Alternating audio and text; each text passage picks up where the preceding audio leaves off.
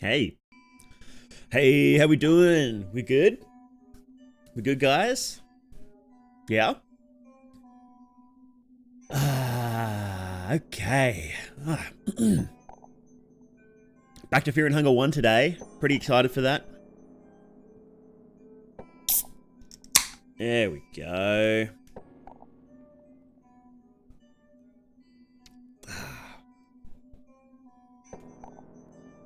All right.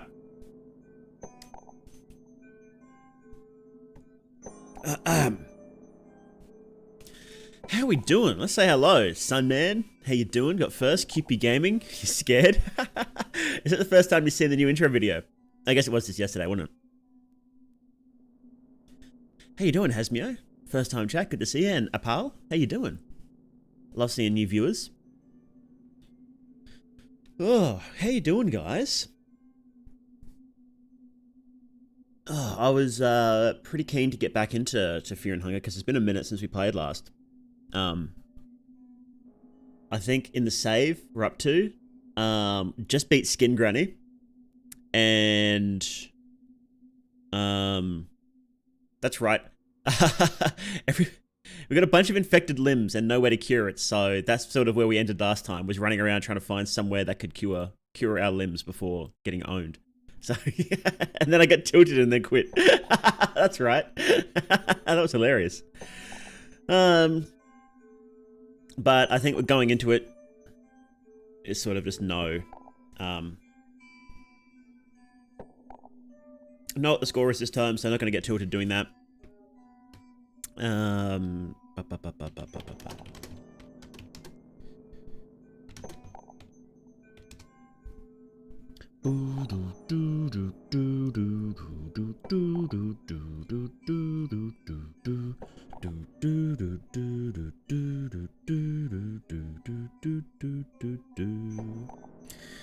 Not feeling too good, son, man. That's unfortunate.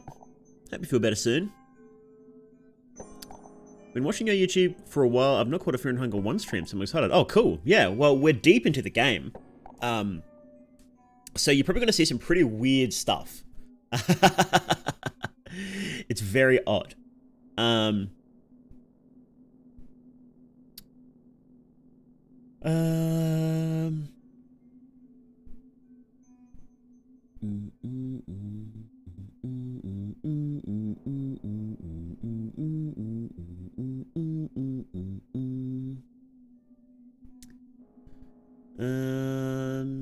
Yeah, what are we doing today? We're doing...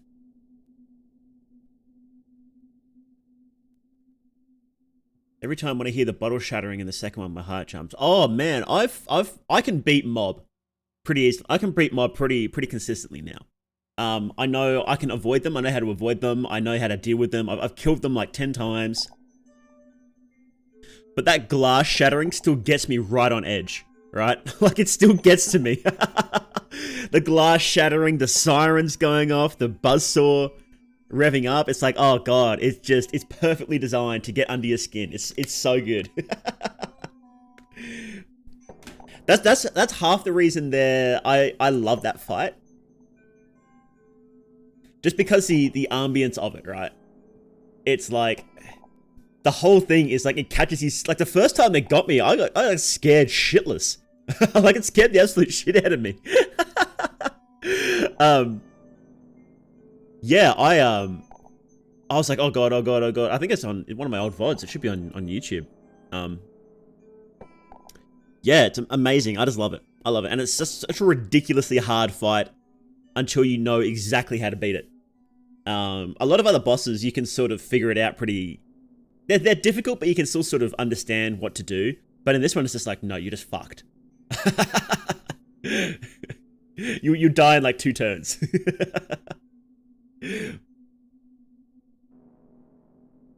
Leader is pro, but not that pro. Actually, no, I am 100% pro. Thank you very much.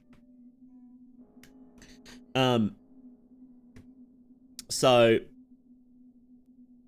the plan for today is, after the stream, we will be watching a movie that I've been trying to watch for a while. I think I've been trying to watch this movie for like a month.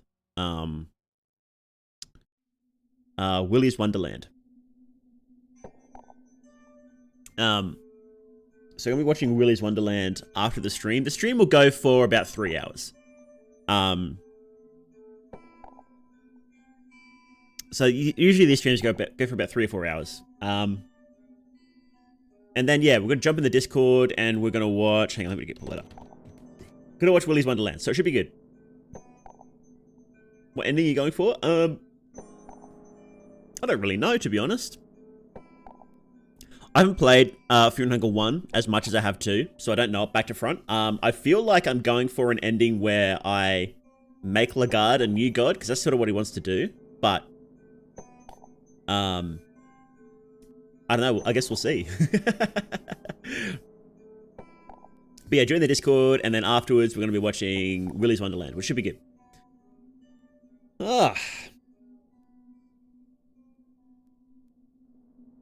Hey, Falumo, how you doing? Thanks for coming in.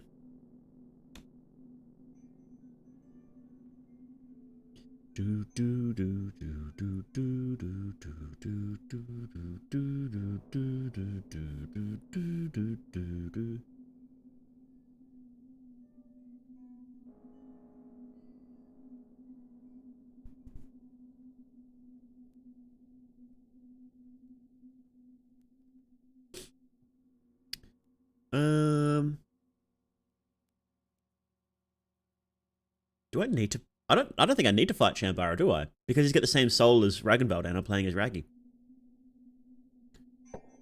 You're gonna kneel or punch him in the face? His smug ass yellowy face. I don't know, actually. I don't think Lagarde has done anything wrong, so I might kneel.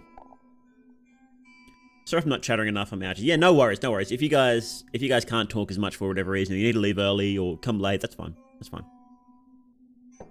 Yeah, I'm doing really well today. Doing really well. Okay. We'll go have a look at Chambara though. That sounds fun. It sounds fun to do that fight, so we might go have a look at that. Let me just... Yeah. Here we go. Whoops. Hang on, why is that on? There we go.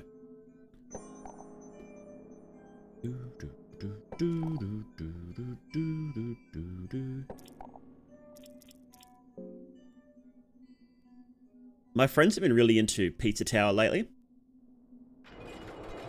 And they've been making me listen to the music.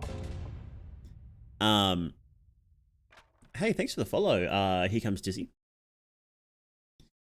They've been making me listen to the music. And so I've been blasting that. It's so good. It's so good. I really want to play it. I just bought it this morning.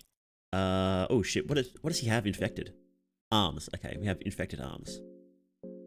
I found out last time that this is, what is it, terror and starvation difficulty. So we're not, and because we're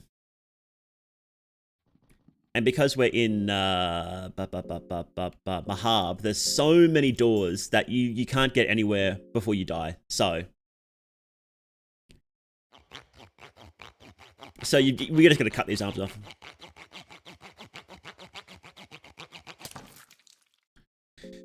Unfortunately, what are my cloth fragments like? I got plenty. Okay. It sucks, but they die otherwise, so it's like, whoa. No? Yep. Skills, loving whispers. Go, this is looking good, and then I can... I have one whiskey. I got plenty of opium, so. Smoke raggy. Cool. All right. Okay. So this kind of sucks, but, we don't really have a... Oh god, do I really not have better weapons than an axe? That's really bad.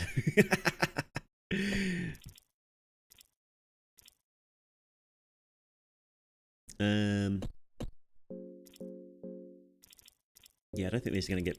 I think we're kitted out pretty well, to be honest. He needs a sword for his abilities. You can have an evil crest shield now, actually, since I don't need it. Yeah. Yeah, I think we're pretty good. All right. Let's get the heck out of this place. So now I want to go do... Maybe I'll save Chambara for another time, actually, because I don't really need to do it. Hey, thanks for the follow-up, Al. How you doing? How do we get there again? It's at the front, isn't it? Because the only soul I need now is, it is, what's his name? Francois. I don't know. I don't think I've ever seen him in game though, so I don't know. Ancient writing on these walls. You don't recognize the language, but you get ominous feelings from it.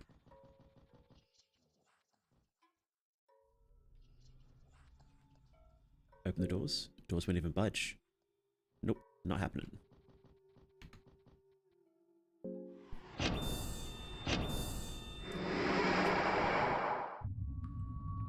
Kind of dark here. Intimidating figurine is blocking the doorway. Human, you're not worthy of passing through the gates of eternity. In this tribunal, suffer through your personal trials, torment on the loss of your close ones. Only through this pain can you reach enlightenment and understand your place in this world. You can go through all this without losing your original goals and dreams. Only then shall I let you pass. Where should I start? You're not worthy of passing through the gates of eternity. Nope. No. Okay. Well, where the fuck do I... Hey, Queen Egg. Can I just kill him?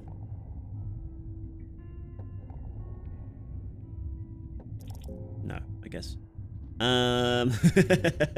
Oh, actually, I did see something really cool.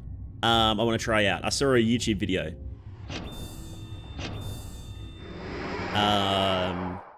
That was really cool that I wanted to try out. So I'm going to go try that. I don't know if it'll help with this, but it probably won't because it's a secret. Kick Shambara in the abs first. Yeah, maybe. Well, because I don't need the Tormented Soul because Ragnvald already has the Tormented Soul, so I don't need to get another one. So I shouldn't need to do it again, right?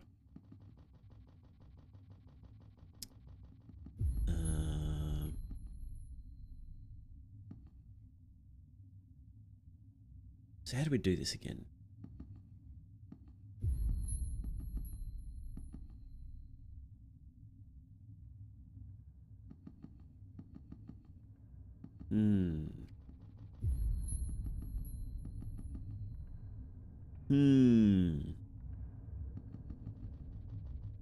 Look at the other ones first.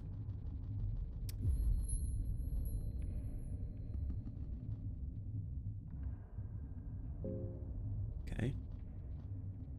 Okay. And then this one goes here. Yeah. Nice. And then this one is... Do we just like push it like...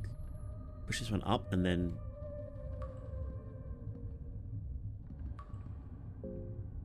Hello. Are we getting hungry? Kinda. Hey, Cherry 7 up. It's stuck on the side of the map for ages. Upper one to the left. Push the top one right and the far right one up. Okay, let's go look at this one. Okay, so push the top one right and the far right one up.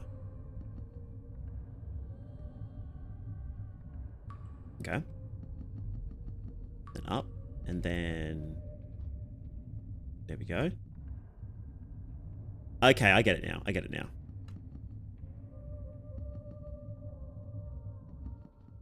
These are weird statues, aren't they? Hunger and Mind go fast here, do they? I'll keep an eye on that then.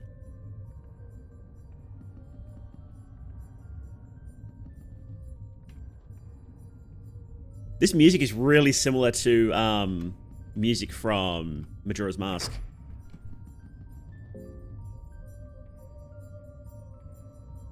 You can hear it. It's you can kind of hear Fairy's Fountain in here.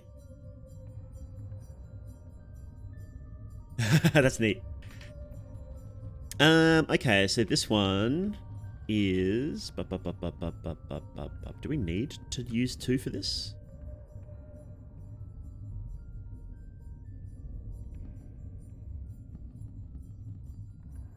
Ocarina of Time. I guess it's Ocarina of Time, isn't it? I don't think we need to use 2 for this song, do we? I think this is a ruse. Wait, shit. Does it reset? Oh no. Can I push it from here? No. Whoops.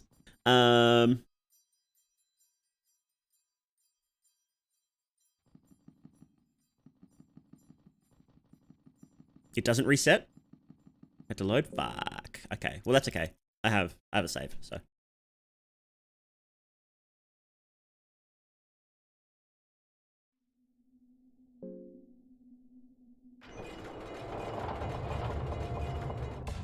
Oh, I need to cut. Okay, I might resave after cutting these arms off so I don't have to do this every time.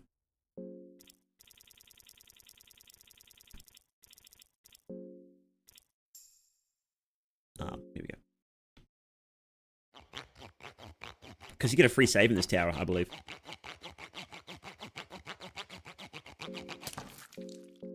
And so... Last time I sawed him off like 5 times.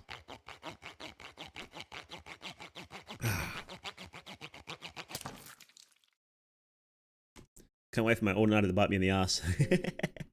I'll just fix everybody up first and then save, so I don't have to do this every time. There we go, there we go. And then Lagarde can have the better shield. Everybody else's equipment was fine. Raggy was going to use Loving Whispers on himself and Das. And then I'll give him...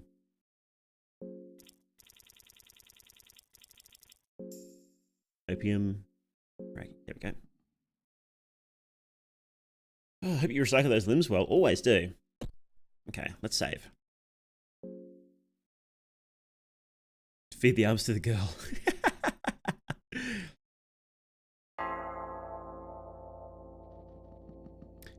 My friend Allbones Jones says the one time he went to Mahab with the girl and there was no food, so he basically just kept cutting her limbs off when he was hungry until she ran out of limbs and died. Just so awful.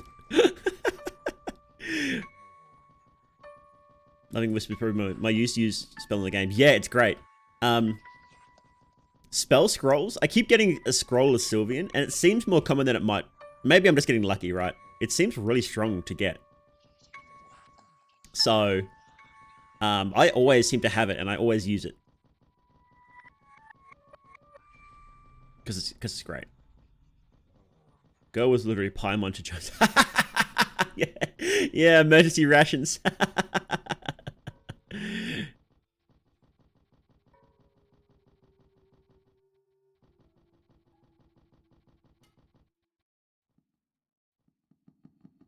Okay, let's light up a torch. Go. Okay, let's try this again, shall we? This one was nice and easy, wasn't it? Yeah.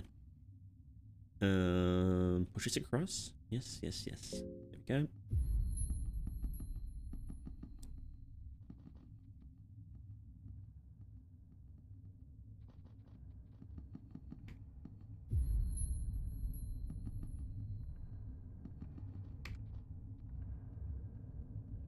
Okay. Okay. I wonder why she turns into God of Fear and Hunger with all the feeding to her own limbs. Yeah. There we go. Click. And we'll do this one as well. Actually, no, let's do this one first. This one first. Okay, so...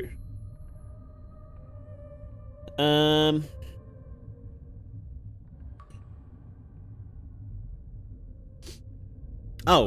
Oh, I'm an idiot. This one's actually really simple, isn't it? Yeah.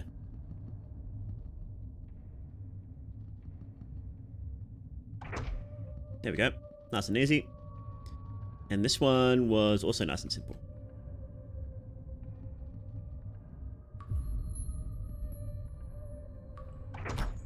Nice. There we go.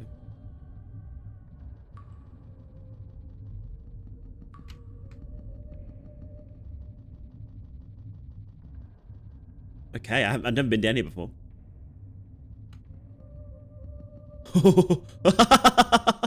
What?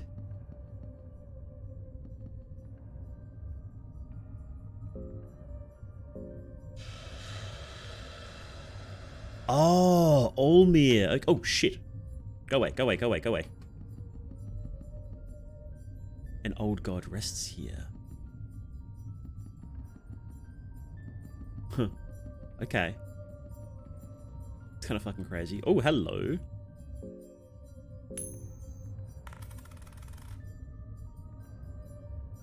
Yeah, I'm gonna use coins. I have enough coins. It's so big. Find an empty scroll. Nice. Okay. Okay. Okay. Or we'd be like, yeah. Oh, wait. This is just a Maniba. I can kill a Maniba pretty quickly, can't I?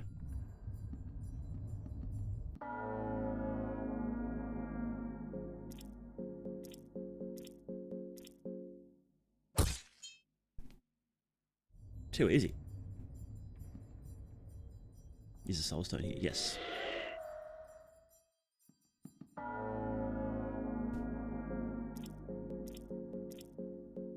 Okay, what should I ask for with my empty scroll? I wonder.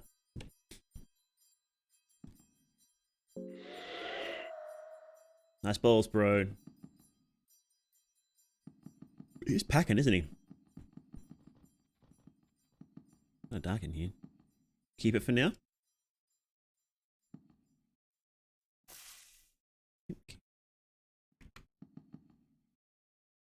Bottle of ale, nice.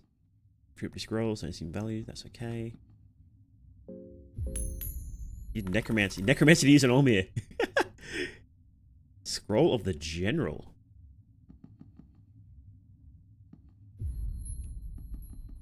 What happens if you don't activate him? What do you mean, don't activate him? What's the scroll of the general? Learn the secrets of the art of war. A great general knows when the defensive warfare is needed. So is this his like defensive stance? Might as well just give it to Raggy. It's not going to be super useful. But, you know. Yeah.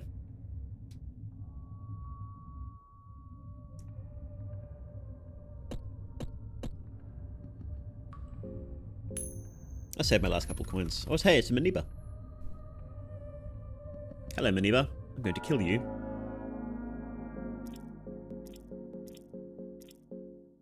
What do you mean don't activate? So like just don't interact with them? Nothing probably happens when you don't interact with them.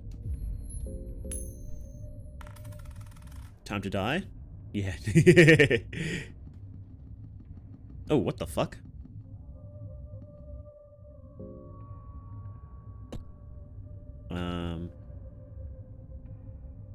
Okay, let's see.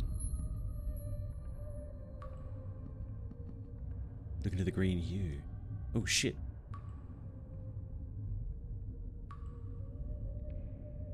Mysterious being floats from the green depths. Oh, what the fuck? Lady of the Moon. The floating being doesn't talk with words, but you hear a gentle female voice echoing inside your head.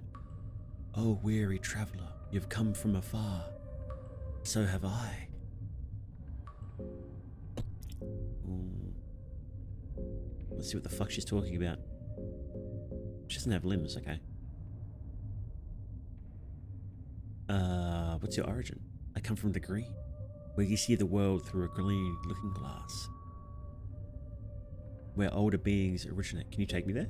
Oh no, dear. You know I can't do that. Oh! Okay. With no effort, the mysterious being fell into the hole it rose from. Green hue hurts your eyes. There doesn't appear to be anything in the pit, just endless green. Okay, well, that was pretty easy. She won't kill you? We should come here in the future.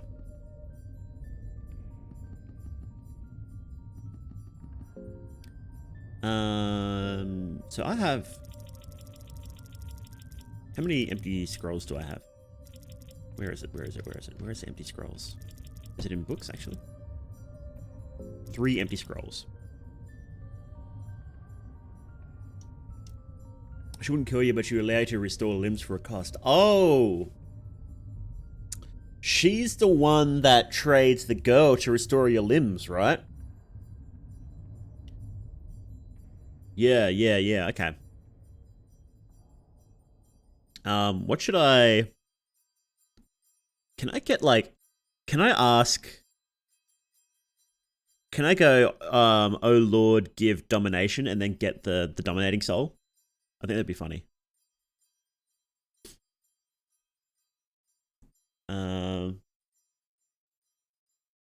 No. Yes, no.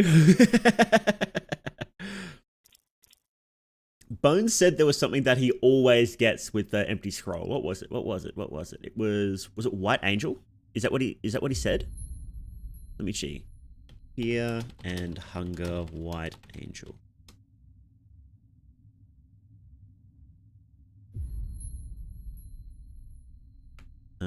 Soul Stone can be used, providing an ability to attract twice permanently throughout the rounds as an equipable item.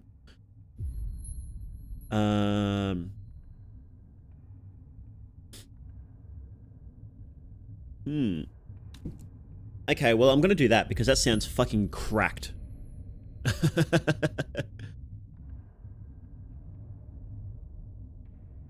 Okay. So do I just go... Okay. So it's O Lord. Is this how you do it? I'm just gonna double check how it's all spelled. Fear and Hunger Empty Scroll.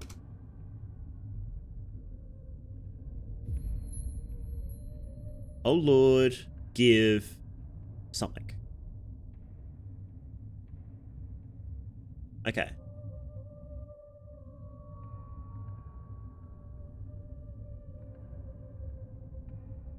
All caps? All caps. Really? Oh, Lord. Give.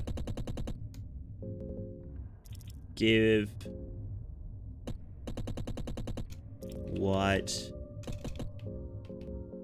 Angel. Hey, thanks, buddy.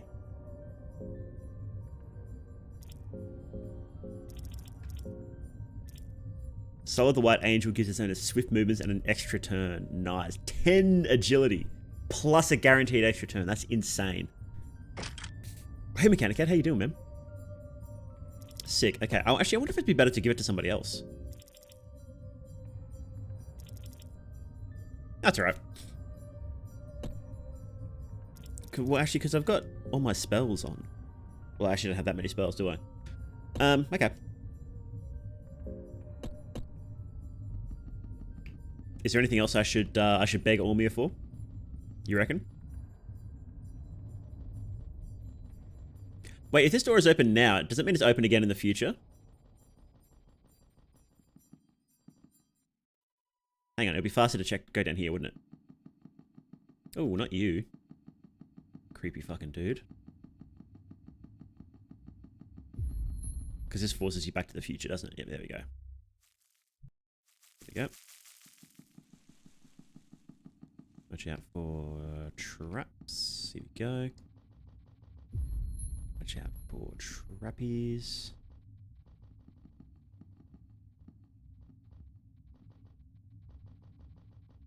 You should use it for Books of Enlightenment. That's actually pretty useful, isn't it? Oh, here we go. Here we go. Wonder what's in here now. Oh, what the fuck? It's a skeleton now. Mere idea of such massive life form sends a shiver down your spine. What the fuck? Okay.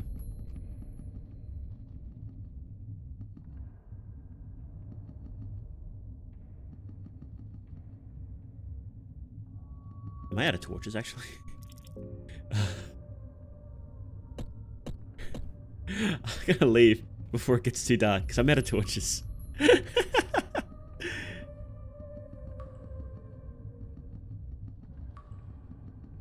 Ah, you fucker!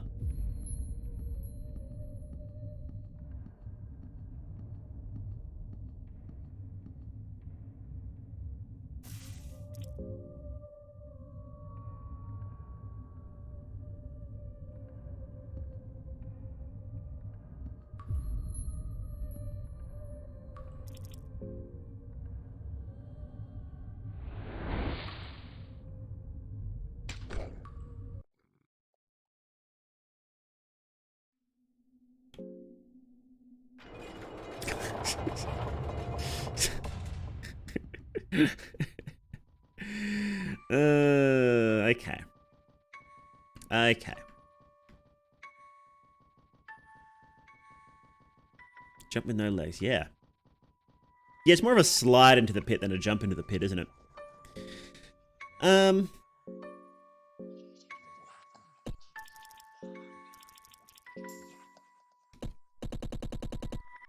Oh, lords.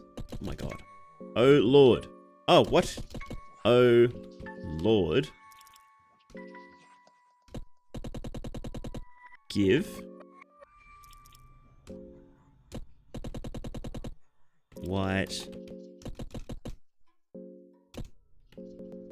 Angel.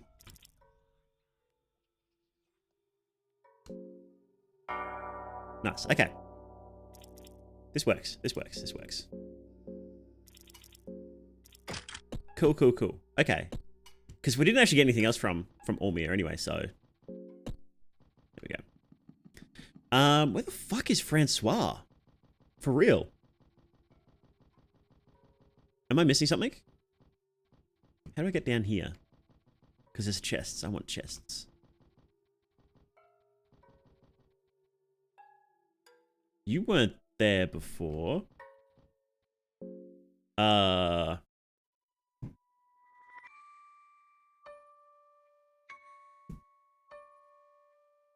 buddy.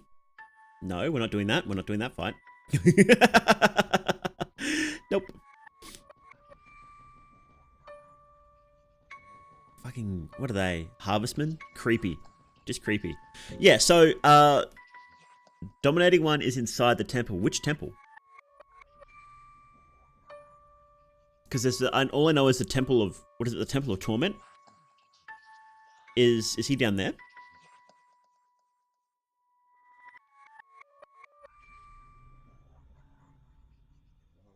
Golem temple. What's the Golem temple? Is it like left? Near the golems and Chad Bunny statue. Near the golems and Chad Bunny statue. All the way to the left. I do need to fight Shampara, do I? Okay. Oh, the one right in front of me? I can't get in here. He won't let me in. But it's over here, right? Hang on, this way's faster.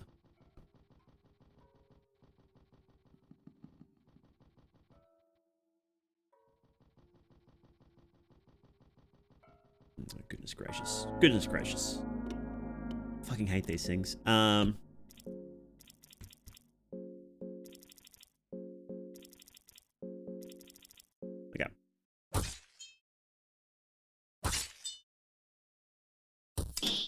Okay, snibbity snab.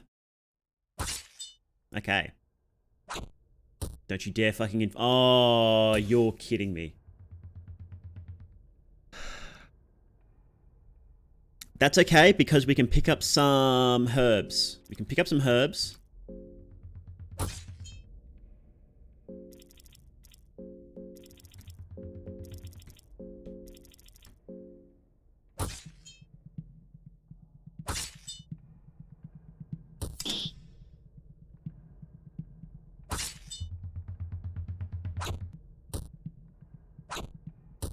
I'm not going to be able to get like 3 herbs. Oh, this is so painful.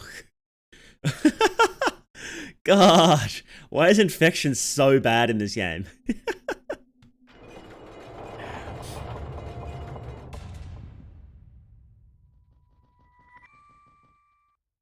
Okay. I'll do this one more time and then I'll save. And then I'll save so we don't have to do this every single time. Okay. Oh, Lord. Give. White. Angle. Okay. You know, it might actually be better to give it to, like, Legard, I reckon, because he just shoots out damage, so. Okay.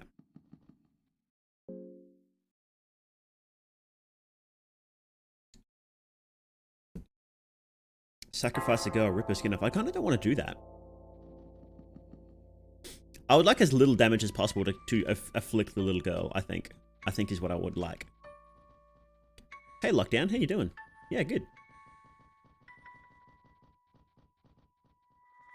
How is chat? They're terrible today. Just absolutely terrible. Don't even talk to them. Just ignore them.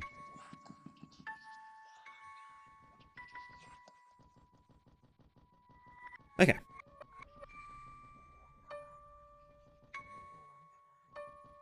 Okay, so we don't fight the goddamn what are they? Embryos? What are they called again?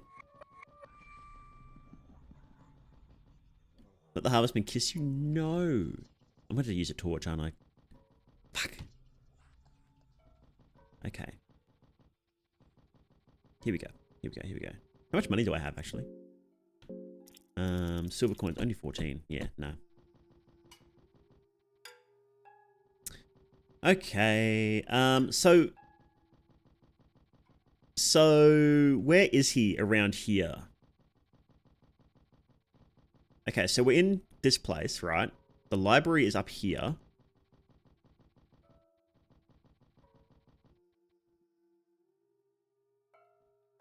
The library's up here, right?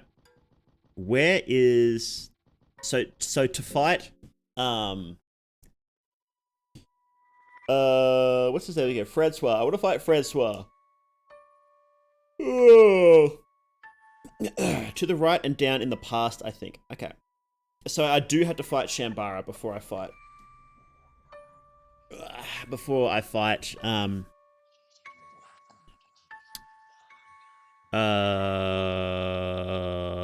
Oh my god, I'm just blanking on all their names and I just said their name. Francois. I have to fight Shambara before I fight Francois, right?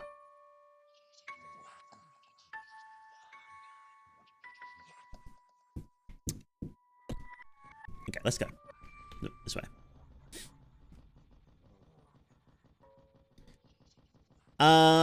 Okay, so hello, Triggered Itachi, and hello, Cosmo. I am trying to fight all the new gods.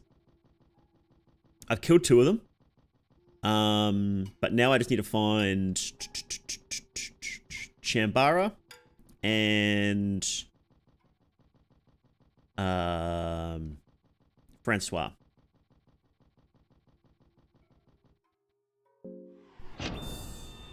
Shambara can inflict infection. Of course he can. Of course he can.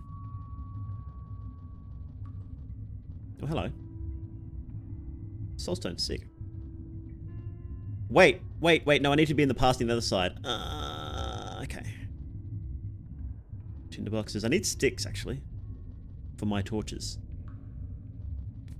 Please give me sticks. I don't want to be blind here. Shit. Okay. Go back here. Shambara de-limbs as well? Of course he does. Of course he does. So I need to go all the fucking way back around, don't I? God damn it.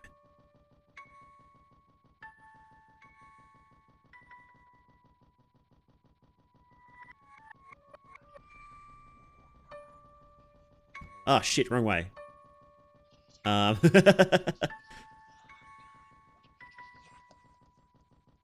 This way. Good thing I've got dash though. This would be really fucking painful without dash.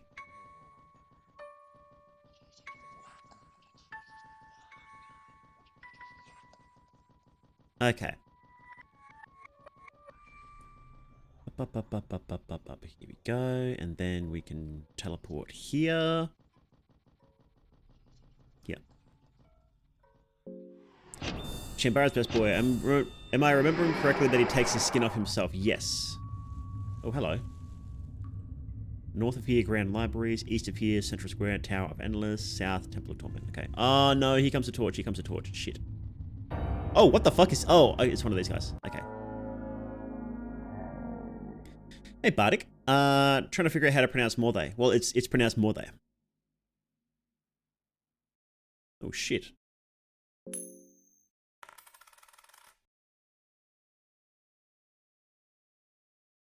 We'll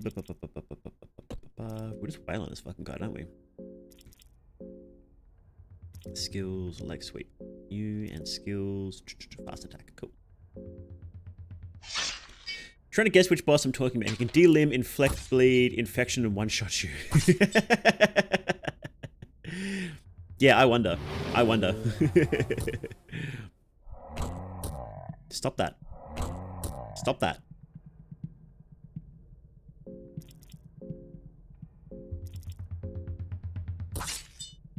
Nice, there we go. Hey, Dark Raccoon, how you doing?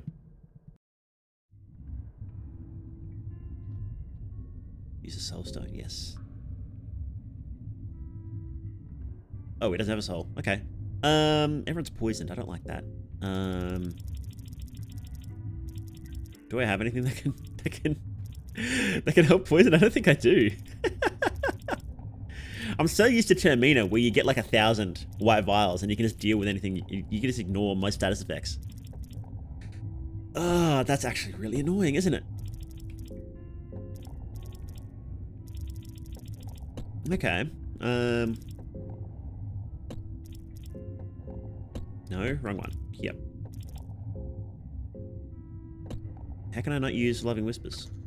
Why can't I use Loving Whispers?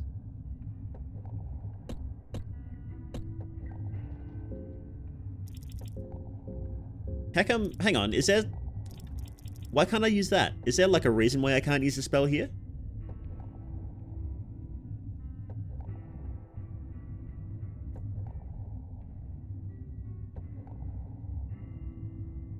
Big grumpy guys like small girls, I see.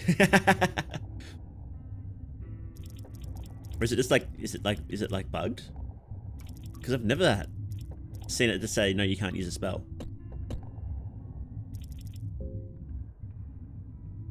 It's a two-handed spell, I guess. Well, that's my only source of healing, so, except like red herbs. God. Oh, man.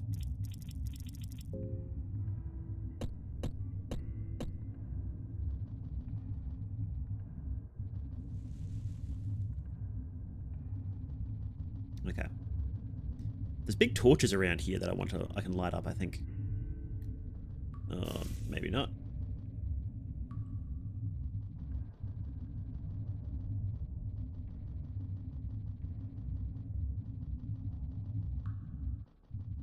There's one like down here. Can I use it now? No, I can't. I just can't use it. That's really bizarre.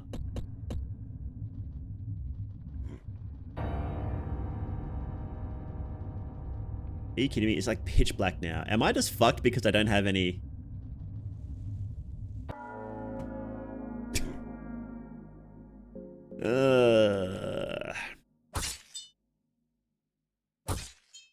Probably because poison? Does poison prevent you from using spells?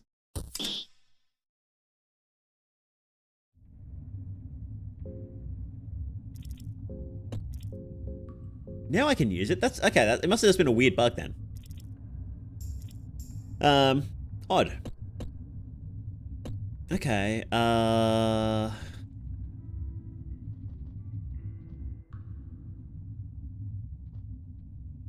this isn't fun.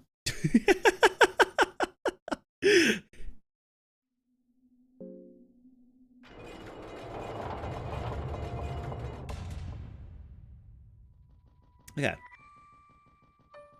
Okay. Okay. Okay. I don't know how you were supposed to do this on, like, what's the hardest difficulty?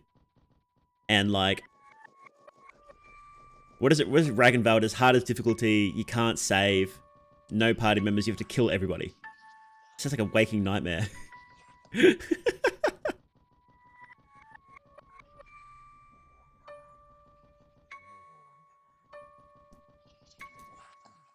My darkest dungeon was. Yeah. But you can actually see a little bit when you,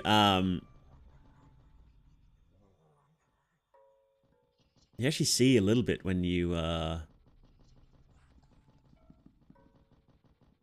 can't focus at all today. Hang on. I'm gonna take a 5-minute break.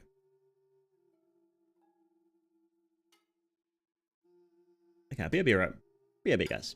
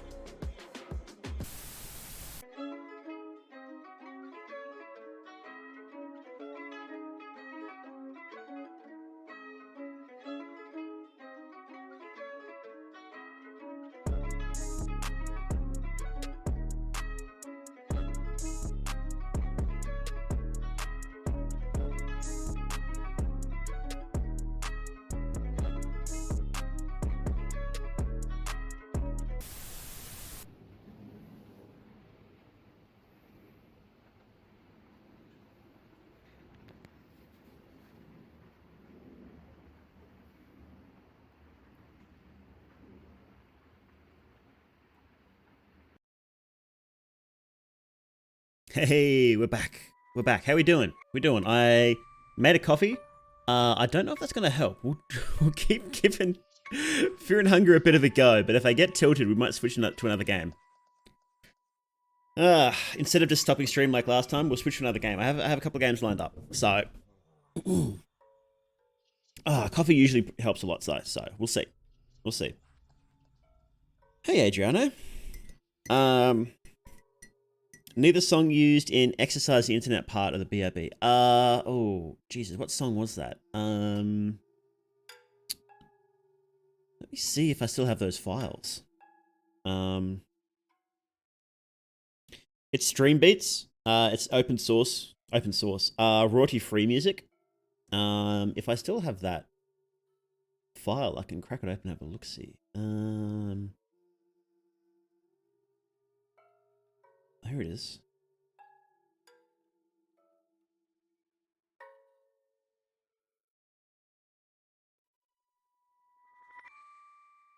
This is Life Crash. Hang on.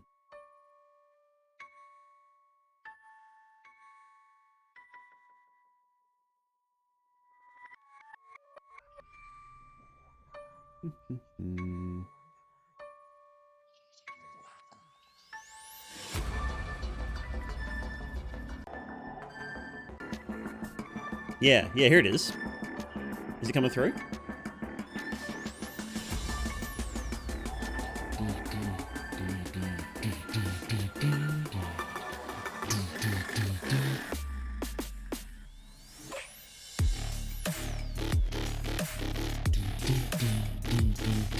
Yes, okay, so this is Life Crash Stream Beats. A fucking banger. Man, Stream Beats has some absolute bangers, which is just ridiculous. My new intro is Stream Beats as well. What the fuck was that one called? I don't remember.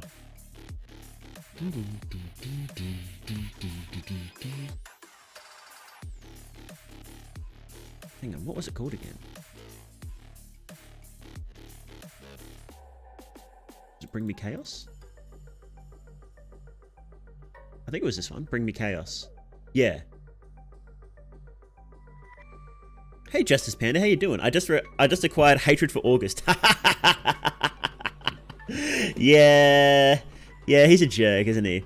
He's the one that Six, because he put Moonless down in the basement as well to guard the other bunker. So it's his fault Moonless attacks you too. He refuses to spawn on my map. Oh, what day are you? What day and time are you?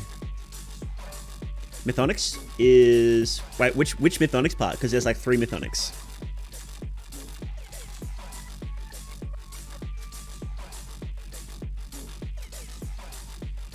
I have 3 video trailers. And a whole bunch of shorts, so... 1 game, 2 dead? Oh, okay. Update my Twitch since I never use Twitch except for these streams now. Oh, hey, how you doing, Rakan? So that's Mythonics 1, which is game over.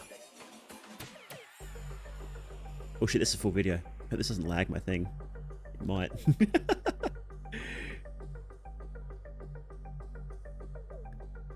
Orange Sky, it says.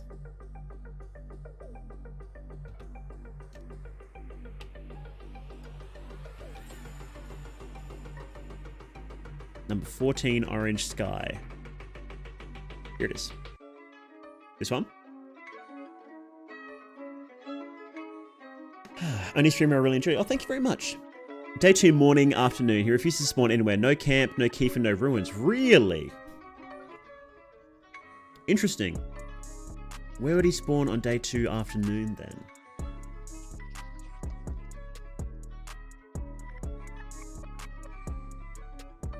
Yeah, I thought he was in the ruins at that time, but I suppose not then.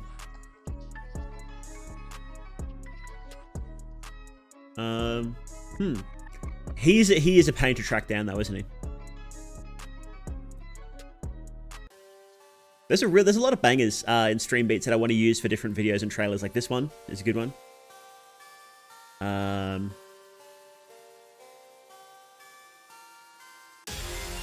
This one.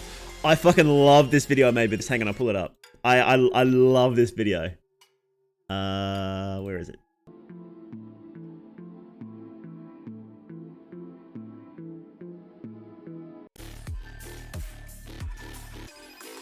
Maybe I'll just turn this down. Turn this down.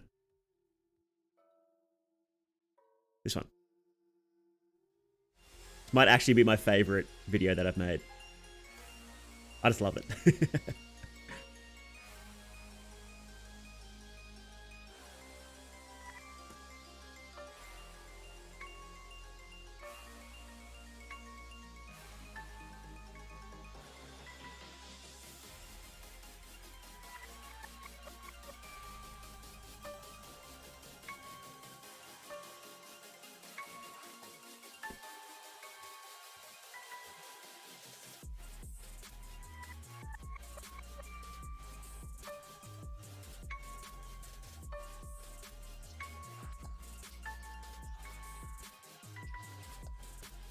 Anyway, I just really like that one. You go fight Moonless to make him spawn in the area with the Reckoner. Oh, so he spawns after you fight Moonless, he spawns down there. Okay. Interesting. I don't usually poke around that area after I fight Moonless, but that's good to know.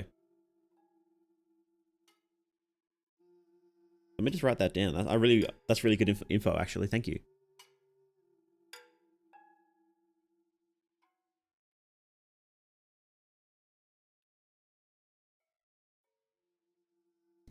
No one's worse than Caligura, who only spawns for events, then doesn't appear anywhere on the map normally. Yes, he's very annoying, actually.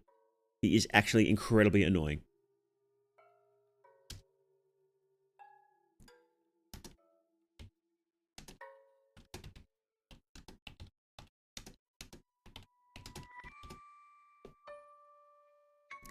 Yeah, I would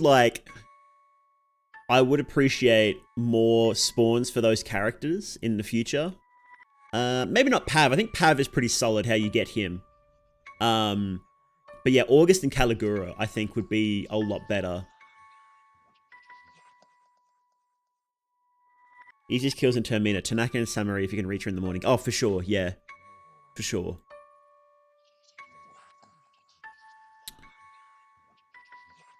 Want to do a genocide run, but I was Levi. Ah, yeah. Yeah, so if you're Levi, you just don't see Caligura at all, apart from the very start of the train, where you can't even attack him or you can't kill him there anyway without screwing up your run. And then after he transforms. So yeah, he's sort of he's yeah, as Levi, that's kind of fucked.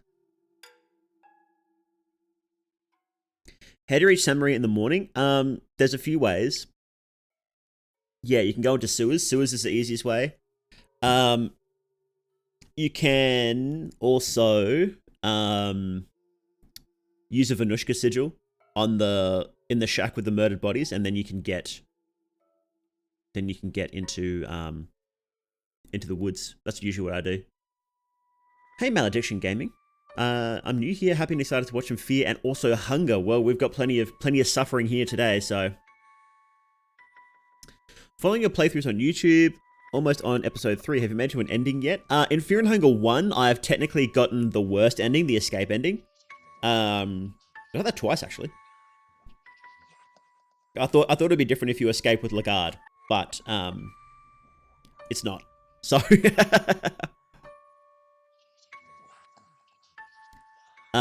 but I haven't gotten a real ending yet, I don't think. No, I'm sort of suffering through that.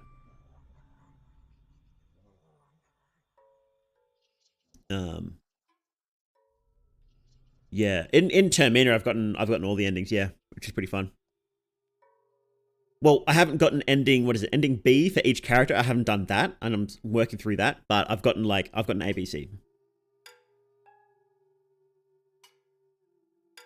Didn't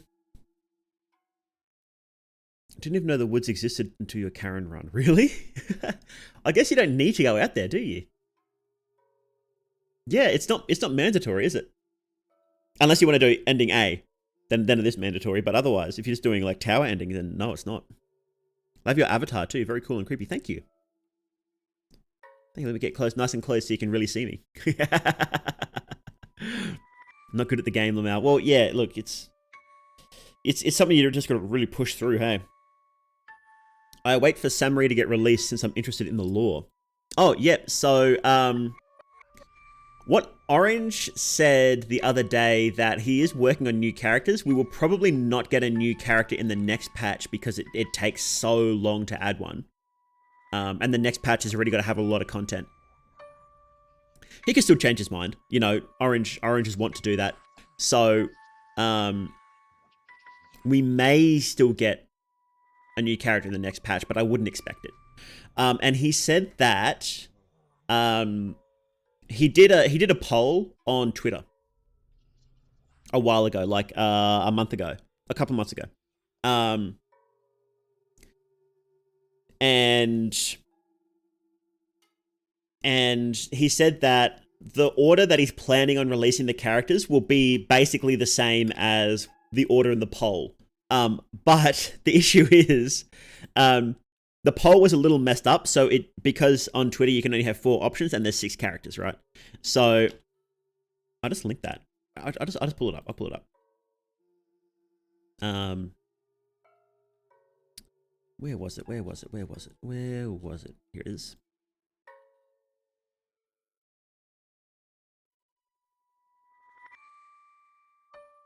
Yep. Oops. No, that's right. Firefox fucking moves images around in the background, so you can't actually just drag an image in for some dumb fucking reason. Very smart. Can you let me save this, please?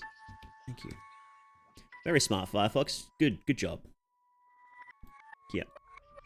Here's the poll. So this was the poll that he did, and you can see the issue here already, right? Hang on, let me move back a bit. There we go. You can see the issue here already, right? Like, how do you compare the options for Pav and Caligura compared to the rest of them? It's sort of difficult. But you can get a rough idea of who's the most popular. Like, you know, you've got Tanaka and you've got Pav, the clear run, like the clear winners. Unfortunately, Caligura was pretty low, and I don't know why, because he's clearly the best, but... So the order will likely be Pav or Tanaka, and then Samurai and August, and then Caligura, and then Henrik last. That's likely the order we'll get them in. Miro could still change his mind. He could, you know, do another poll later. But that's probably the order we'll get them. So we'll likely either get Pav or Tanaka next. And it won't be next patch. So I would say the next patch won't be released for like a month and a half. So we won't get another character for like another 3 months. So it's going to be a minute.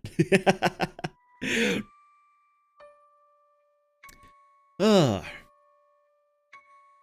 Yeah, just wait for Samurai to get released. Samurai bays in Greece every morning. Trota mentions he worked for the Vatican and the Ninth Circle is scary. Oh, did he say he'd work for the Vatican? That's pretty cool. Samurai should be a direct descendant of Trota, even though that's impossible because of Trota's unfortunate loss. He could have had kids before he went to the dungeon, right? You never know.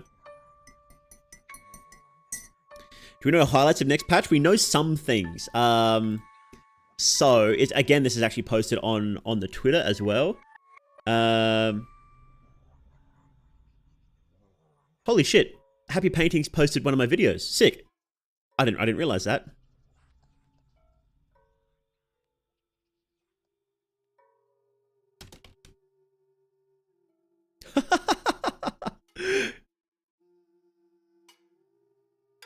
Wow. Because he'll go through and post some of the videos from Twitter and stuff, and he posted one of mine. I'm chuffed. I'm chuffed about that. But yes. But where was it? Here. Here we go. I'll just pull these up on stream.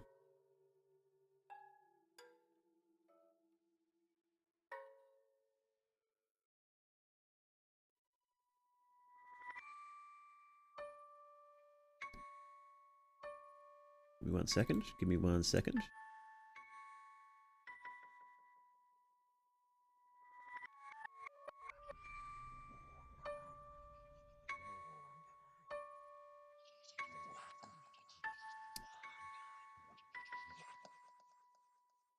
Here we go.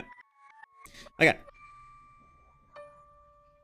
Okay, so so this is a new enemy that's just been released. Did you have a name for it?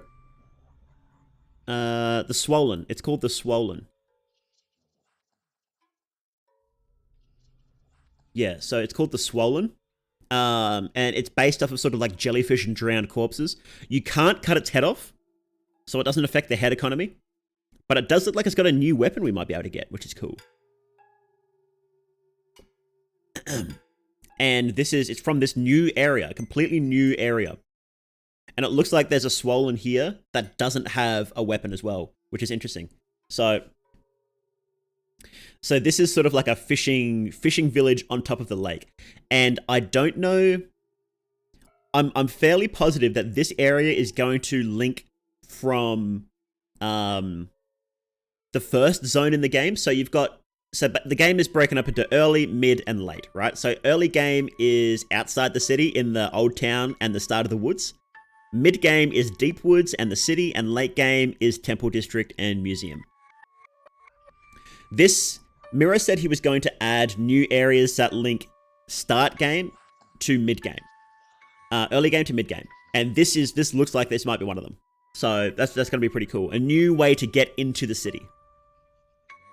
So pretty keen for that. Pretty keen, and it just looks cool, and more areas are cool. So it means we're probably going to get new weapons, new enemies, new areas. I'm praying for like, I've asked like 5 times in the suggestions in the Discord. I want like 20 new lore books. I think I would like about 20, maybe 30 new lore books added per patch. I think I would appreciate that. But we'll see how we go. Morday and Frapollo94 are goats of Food and Hunger. Well, thank you very much. Frapollo does some absolutely banger stuff too. There's a few content creators that are going off really well. There's us. There's No Commentary. There's was it Moth Girl? Was that the name? Yeah. Oh no, Gail, got you, Rakan. Sorry, Rakan, you're gonna get timed out for 10 minutes, and thank Gail for that.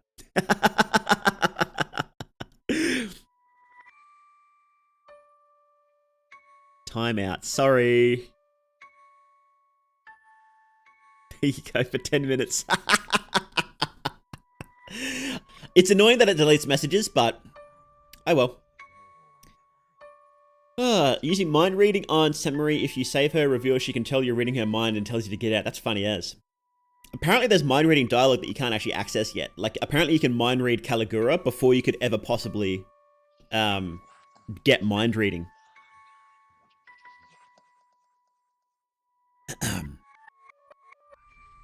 So one of them Quiznos sponge monkey. What is a sponge monkey? No more going sewers most of the time. I never get to go sewers because because it relies on dealing with Henrik, which I don't want to do, and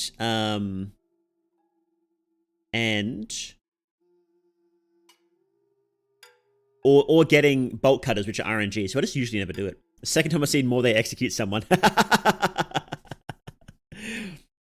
You could mind reading day 1 morning. You can't get mind reading day 1 morning. You can get mind reading by day 1 afternoon, because you have to sleep to get it.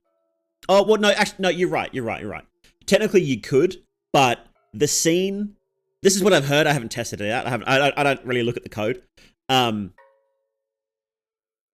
I've heard that the very first time you see Caligura in the train, he has mind reading dialogue, and you can't possibly have mind reading by then. That's what I've heard. Yeah, you can get to Donovan's house by day 1 morning, or on very easy difficulty, you can get to the orphanage and use that one by day 1 morning. I want to do an easy run just to sort of see what the differences are. I imagine it's going to be pretty easy, but I wouldn't mind just doing it just to see what the differences are. 100k points to highlight message, yeah.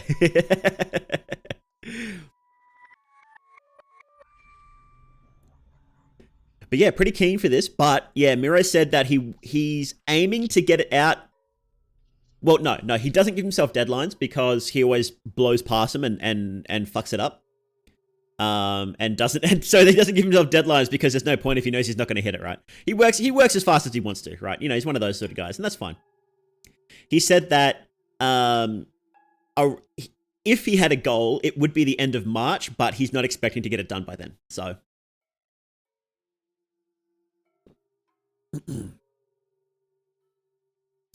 Sponge Monkey was an old mascot the sandwich shop Quiznos used to promote in a TV ad. I post a picture of memes in the Discord for it. Yeah, sure. Let's have a look-see. What the fuck is that? What?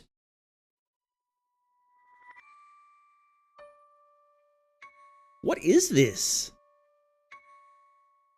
What the hell? This is a nightmare.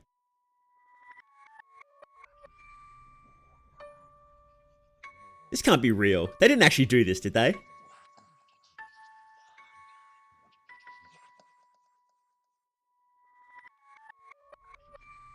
I don't believe this is real. I actually don't believe this is actually legitimately real.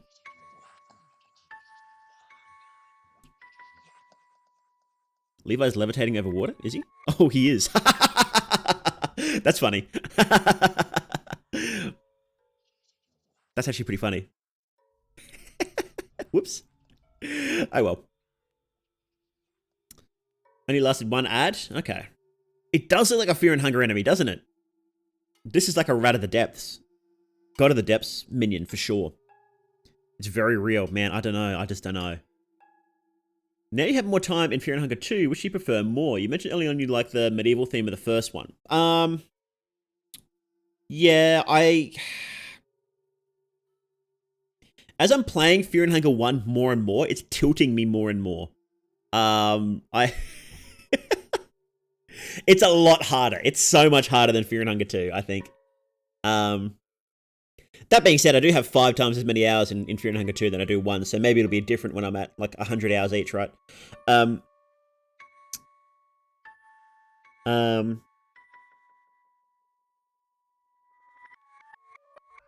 I am appreciating Fear and Hunger 2 a lot more now, actually. As I'm just playing it, as I'm like thinking about the lore, as I'm like exploring all the characters and things, I think I might actually change my mind now. You know, I think I might actually change it to Fear and Hunger 2.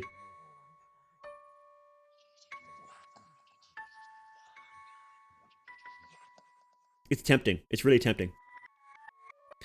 Yes, I do think 1 is harder than 2 because in 2 status effects they're an issue in combat, but there's so many ways to cure status effects that the moment you leave combat, you can just get rid of all of them except blind. I think blind is the only one that's gonna fuck you up. Everything else you can basically ignore. But in 1, dealing with status effects is a lot meaner. More things.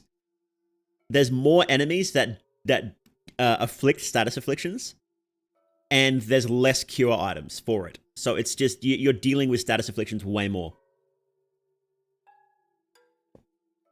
In 1, you aren't guaranteed anything. Yeah, and it's you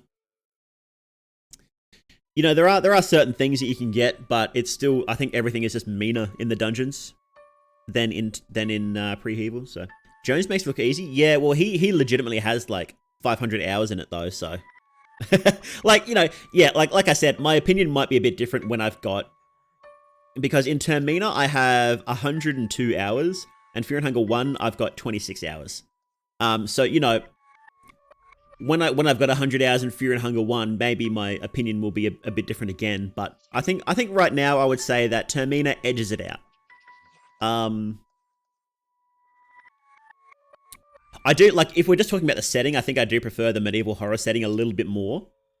But in terms of a whole package, I am enjoying Termina, I think, a little bit more.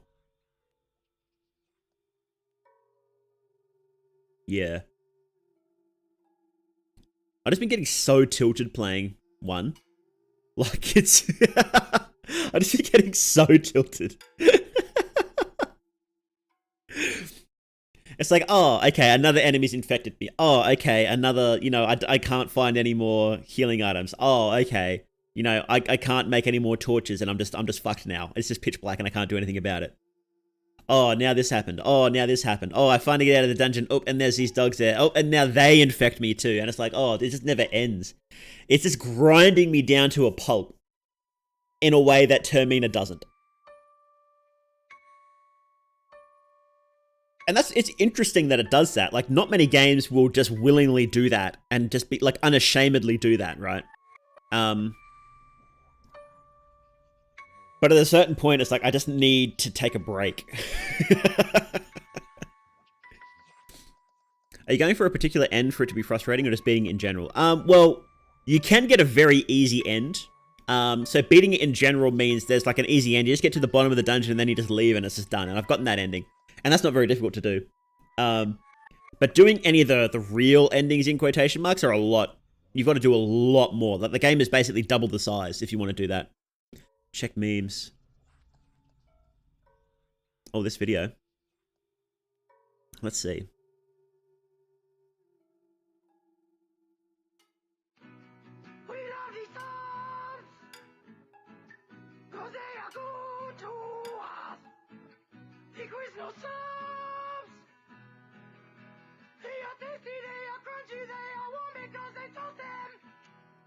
What the hell? Quiznos new Santa Fe trio subs with smoky chipotle sauce. Fried chicken, roast beef, or smoked turkey. Quiznos. Toast. What the fuck? You're kidding, actually? Pretty sure more than a few of us looked this up just to make sure we didn't imagine the whole thing. What the hell? That's a nightmare. Oh, man. Didn't realize the game expanded so much for the endings. Yeah, they really do. Termina balances that out a lot more. Each ending requires a lot of investment. So there's basically two classes of ending. There's tower endings, B and C. And you basically have to do the same thing. Just for C, you need to do it faster. You need to reach the tower on day 2. And you get the choice to do ending C. Or if you just reach the tower, you can do ending B. If you reach it on day 3, then you can only get ending B. And then ending A, which is the logic ending, the bunker ending, is very different. And you don't need to kill any other contestant to get that. But to get to the tower, all the other contestants need to die. So they're completely different ways of doing it, but you still need to do a lot of stuff for both of them. Whereas, there's no fake out ending in Termina yet. Maybe one will be added, which would be interesting. Because a few characters talk about just getting a car and getting out of there. But sort of the structure of the festival means you can't really leave unless the festival lets you. And the endings, both the endings end the festival. So I don't know if there might be a way to make a fake out ending, but you know, as it stands, it's sort of designed so that no, you leave when the festival ends. Hey Xavier, how you doing? Good to see you. I want an ending for saving everyone that you can save and hiding in pre-heaval bop. That'd be funny. Well, see, the thing is, right?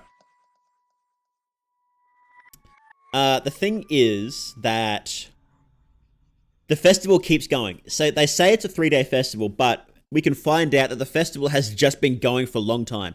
The 3-day time limit is how long you survive for, how long people survive for. After 3 days, it's guaranteed you are going to be moon scorched. You can't, unless you hide in the gross fucking sewers, you're done. And even then, you'll still get mostly moon scorched. So there's been at least 3 festivals, so it's been going for at least 9 days, probably longer. So you don't really get to wait out the festival. Somebody has to end it on purpose. I don't know why I was muted because the stream glitched out, but it was probably deserved. Oh, okay. So there's if you look at the redeems, there's one that says time out the next person. And Gale redeemed that, and you posted next, so you got timed out. Sorry. Blame Gale for that one.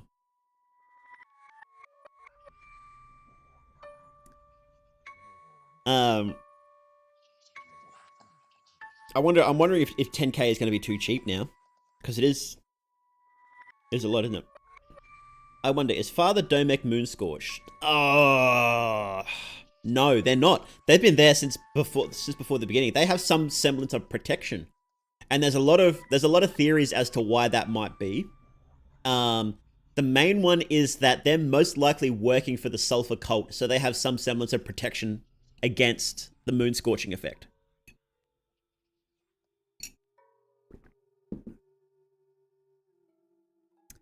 The thing I like about Termina is how eldritch and unknowable things of the world have to clash with the cold and unfeeling advancement of human technology. Absolutely. Yeah.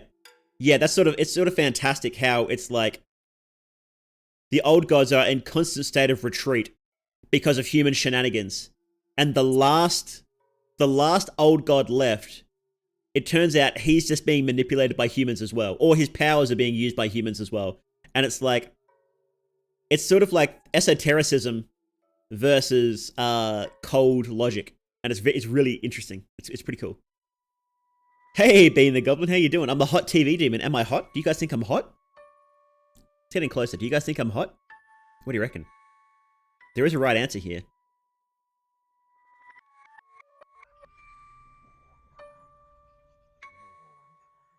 Father Domek playable character? I don't know if that's going to happen. Maybe it has something to do with the fact Domek is connected to the church. Well, he's like a vampire. We don't know exactly what vampires are. Ugly. I'm going to mute you, QP Gaming. You're done. Sorry. Muted.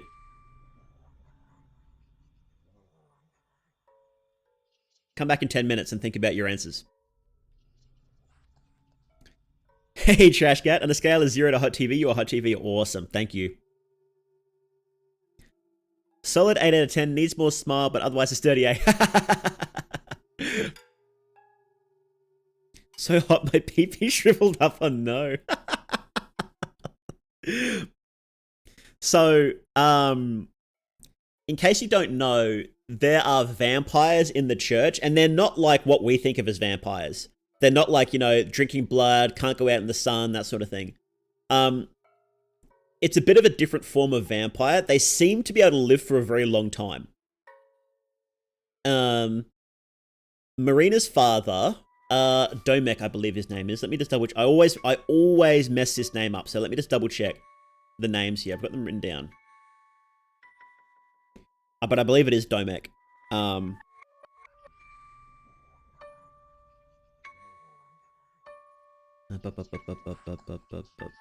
Yep, Domek is Marina's father. And he is a vampire. And what exactly a vampire means, we're not entirely sure.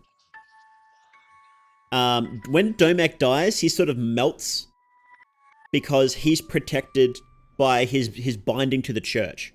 So that prevents him from truly dying. But he also gets captured by Samari, so she stops his true resurrection.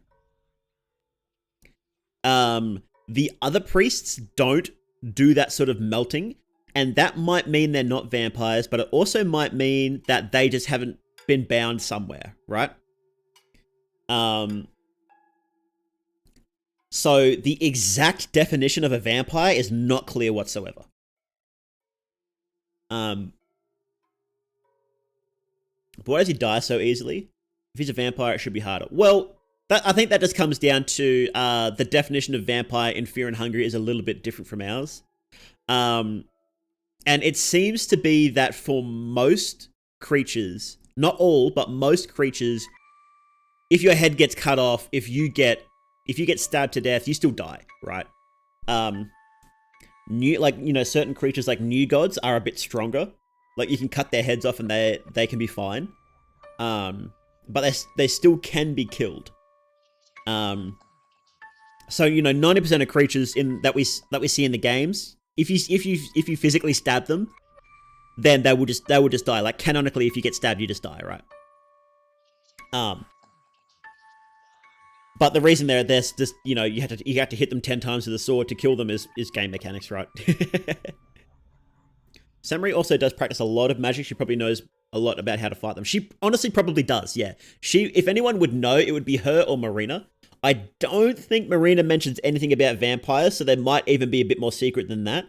But Samurai does know a lot of really secret occult shit. So many different vampires in various folklores. Absolutely. Absolutely. You know, like, I mean, even in Western folklore, there's like 3 or 4 different kinds of vampire, right? You know, you got Twilight vampires, you've got Nosferatu vampires, you know, the really creepy ones. You've got like the sort of in between, the charming aristocrat vampires. So it's like the only thing that's sort of in common is that they drink blood, and they're immortal, right?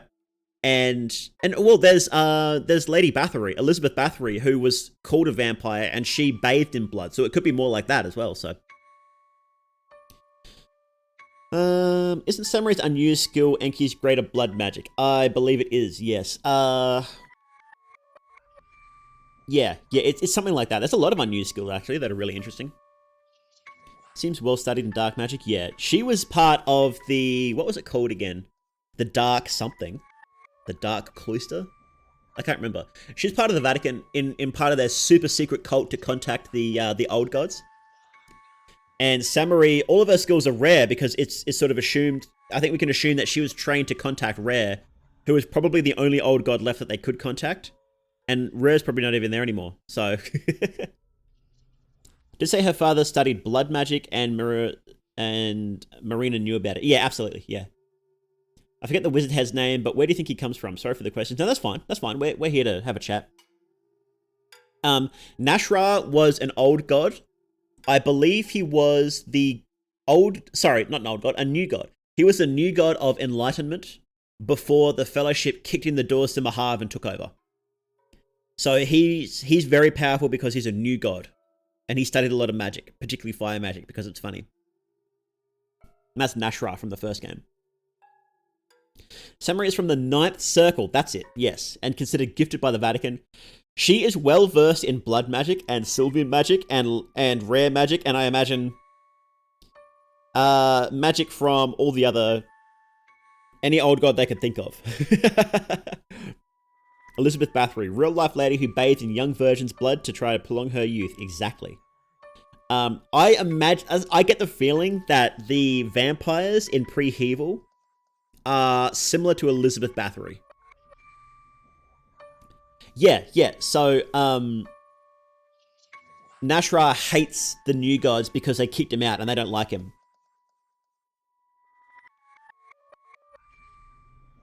Someone theorized that Rare was still around since a trickster god. It wouldn't be far-fetched if he simply played dead and Pekeli wouldn't notice. Honestly, look, that's the thing, right? The only person that says Rare is... So Rare, like, it could be his traces, right? And the only person that says it is Pekeli, and the only person that says it isn't is Pekeli.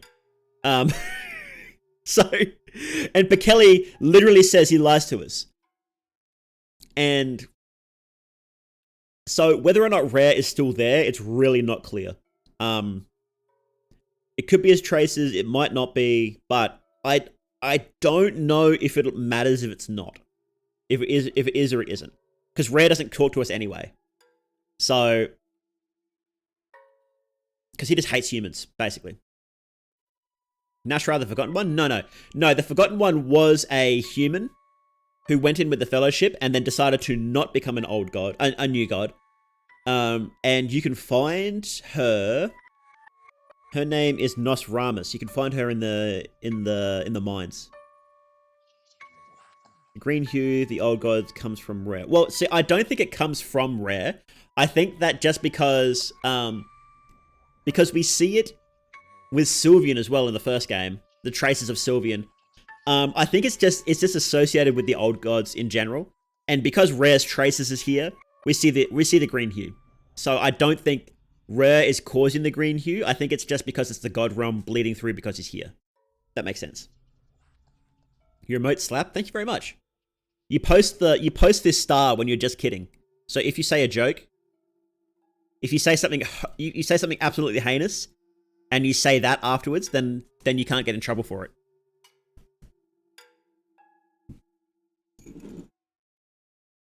So if you say something like I want to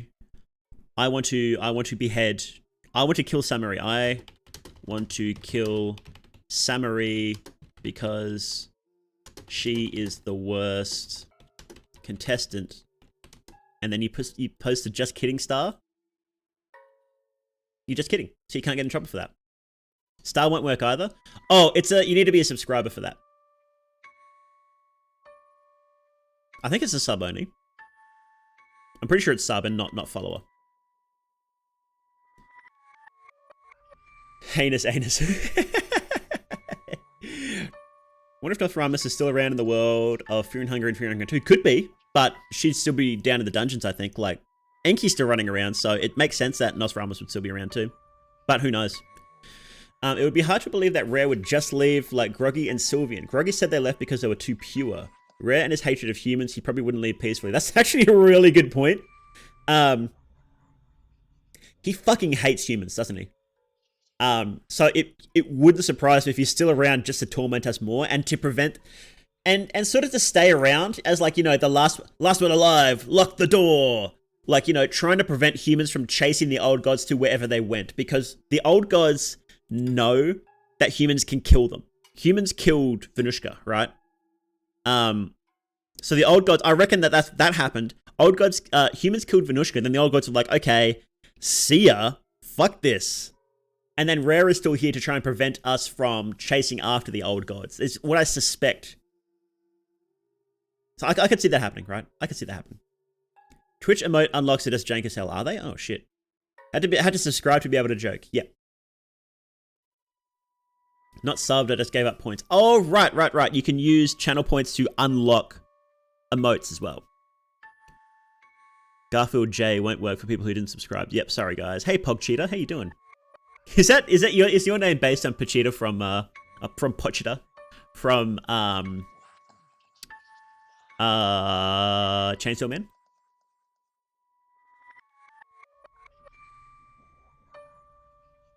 Oh, you can modify the emotes too. This is great. Hang on, is this gonna work? Here we go.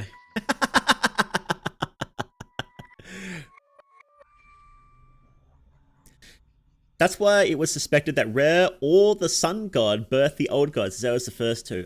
Where is it said that Rare is the first old god? Mao is beautiful. Wow, I can't believe you guys would say this. How you doing, Max? Too good, thanks. You remember seeing you on Discord server, so I got so hype. Oh, nice. Arrow around, finally able to catch Mouse Stream. Hey, how you doing? And Dracomite, where's everybody coming in from? What are you guys doing? We're just having a chat. I want to get some new emotes. So a bunch of these, I sort of sketched myself, and I'm not happy with them. I'm gonna get them updated. These ones. In Rare's Skin Bible, or asking the new gods about Rare, it mentions that he and the Sun were the first two. Really? Interesting. Just wake up. That's better. That's sub prize. What is this? Twitch Global emote. That's way better than mine. Come back from the sulfur pit. So you're back. It's been 10 minutes. Do you remember seeing Morde on Fear and Hunger server and being like, damn, famous YouTuber is here? Yeah, I like posting in the server because it's fun talking to everybody, and I'm mostly in the lore part of it because I just like talking about the lore, right?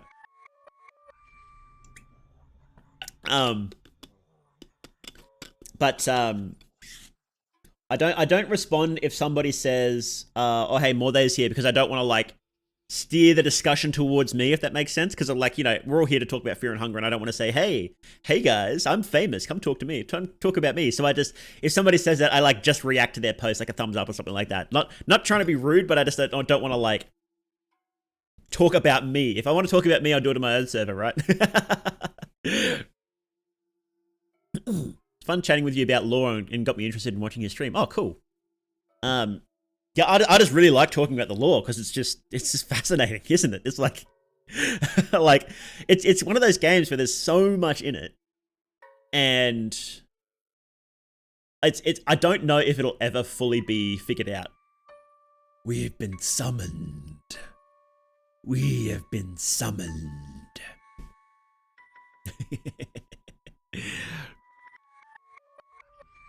Make those comments as a tease, otherwise I just chill and don't bother people. Yeah. Well, there's there's been a few different people have said it, so I'm just like, yeah. I hope I don't come across as rude. My friends got me into the lore. Yeah, it's fascinating, isn't it? There's a lot of stuff there. Calm and full. Yeah, yeah, yeah.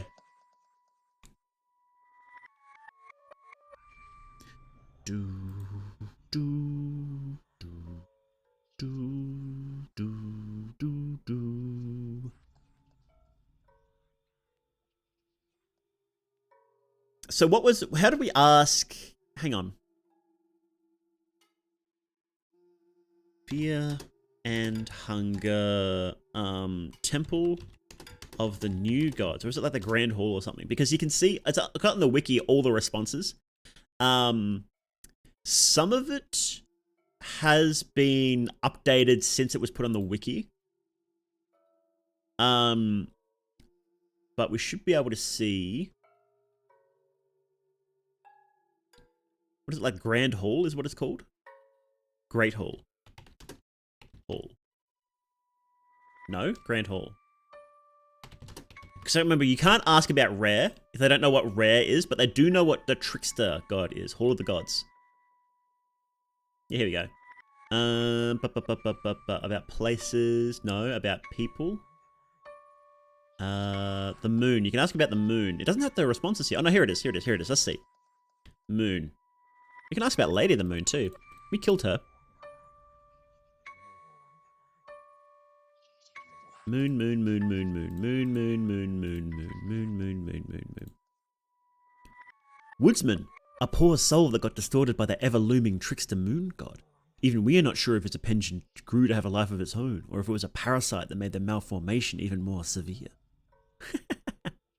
Trickster god, also known as the moon god. He is one of the last older gods to still observe mankind. He is of a jealous kind. He would not share godhood and the world order with humans and the new gods. He has many ploys to diminish our influence. Well, let's say they were first there.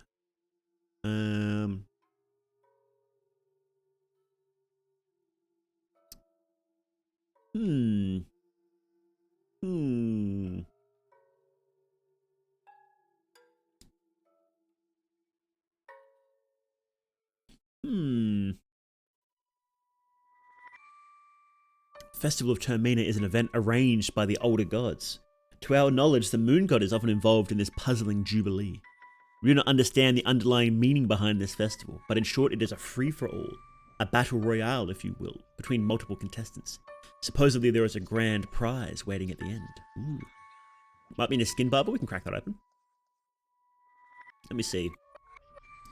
Skin Bibble. Termina books. Thankfully, people just went and uploaded all the text from these online, which is fucking sick. Very much like the sun, the moon is one of the primordial entities and thus has lore and beliefs written since the dawn of time. This makes it difficult to separate facts from fiction and mad ramblings from hidden truths. Consistent details among the myriad of stories seem to hint at a god called Rare, also known as the trickster god and the moon god. In the most ancient writings, Rare is depicted as a god of the insane and those who succumb to madness. His blessing to men is his moonlight, which is said to uncover the truth under the human filth. A truth that is often too much for a human mind to handle. It can be debated whether his version of the truth is more accurate than that of the human filth. Unlike many of the other older gods, Rare's part in the greater scheme of things remains a mystery.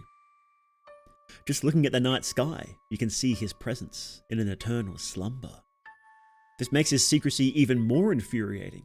He is literally hiding in plain sight.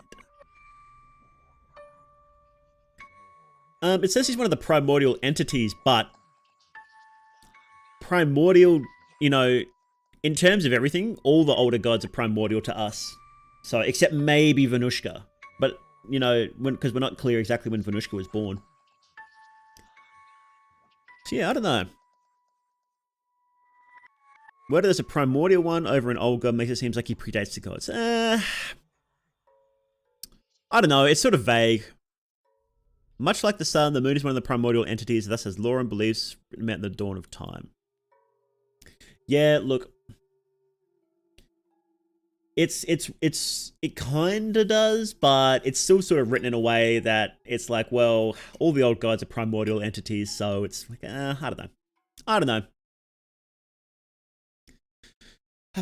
Grand prize is just rare roasting you, basically, yeah. Getting your brain fucking filleted by by rare. Since it references the sun over anyone else. Well, I think the difference here is that the sun and the moon are physical entities, whereas the other gods don't tend to be associated with a single physical entity. Like Grogaroth, Sylvia, and Venushka aren't like, oh, you know, that's the rock that is Venushka. That's the ocean that is Grogaroth. So it's not like one entity, whereas Rare and the sun are. So I think that's what that refers to.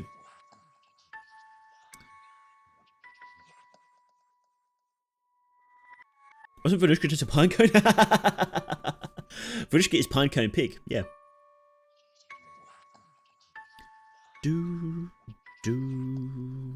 I kind of like that the old gods aren't like the God Hand members because I think there would just be too many Berserk references. Yeah. The new gods are basically closer to the God Hand members, aren't they? Oh, somebody asked if I had read Berserk. I've read most of Berserk. I just got up to... Where did they just get up to? They got to the witch's house and they were just about to set off after the witch's house, and that's where I stopped reading. I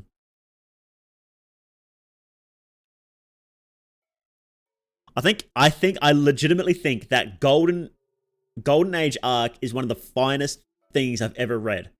I think Golden Age is just a masterpiece. And I was sort of like, well, I don't know if I want to keep reading because I don't know if it can get better than this. I legitimately don't know. I think Golden Age arc is just brilliant.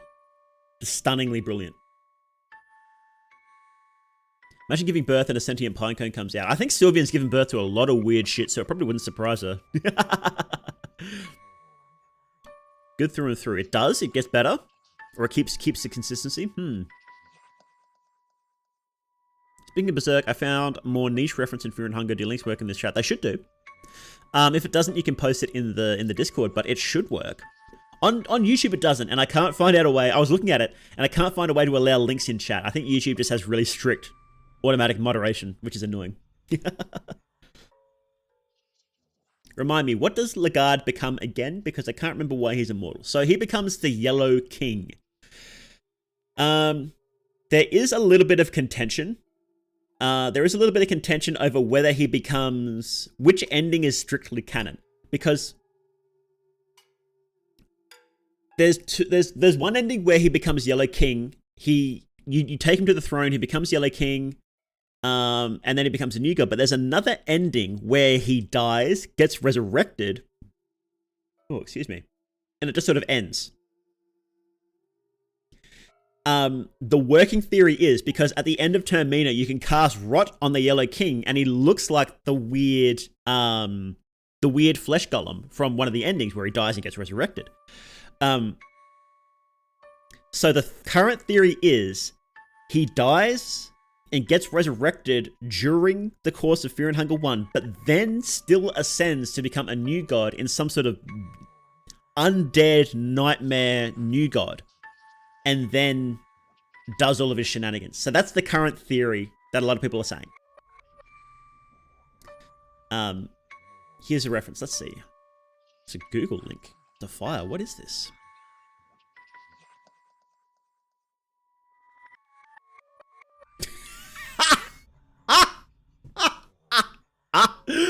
Oh, wow. Okay.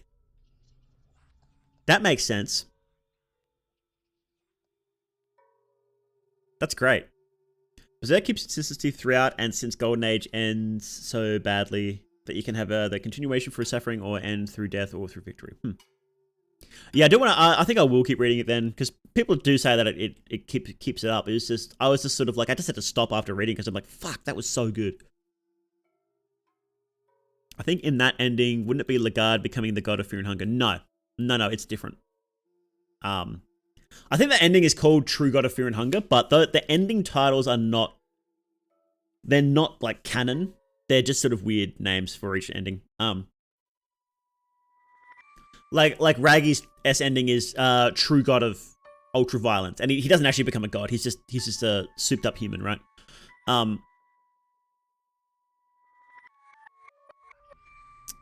But no, the god of fear and hunger is a specific entity. It isn't like Lagarde doesn't understand. Nobody really knows what the little girl is going to become. That's the sort of the thing. Like nobody's like Nilvan isn't sitting there scheming, going, "I'm going to make this god of fear and hunger. This is specifically what it's going to be." It's just sort of like she thinks this is going to work, and so she's just sort of fucking around with it. She's had hundreds and hundreds of years to fuck around with stuff, and she's still just fucking around with it. So it's not like, you know, I don't think she's that worried about it. When he casts Rotting, his skin is similar to the one in Darcy's ending. Yes, exactly, it is. Need your lore analysis on my find. Isn't Enki's S ending canon? It is, yes. It makes sense to, because I thought since Lagarde and the little girl are related, they could become the god of fear and hunger. No, it seems to be that in order to become an ascended god, you have to be half new god. So, ulmia, his father was a new god and his mother was a human. The little girl, her father was a human and her mother was a new god. And I believe Lagarde is not half new god, so I don't think he can ascend.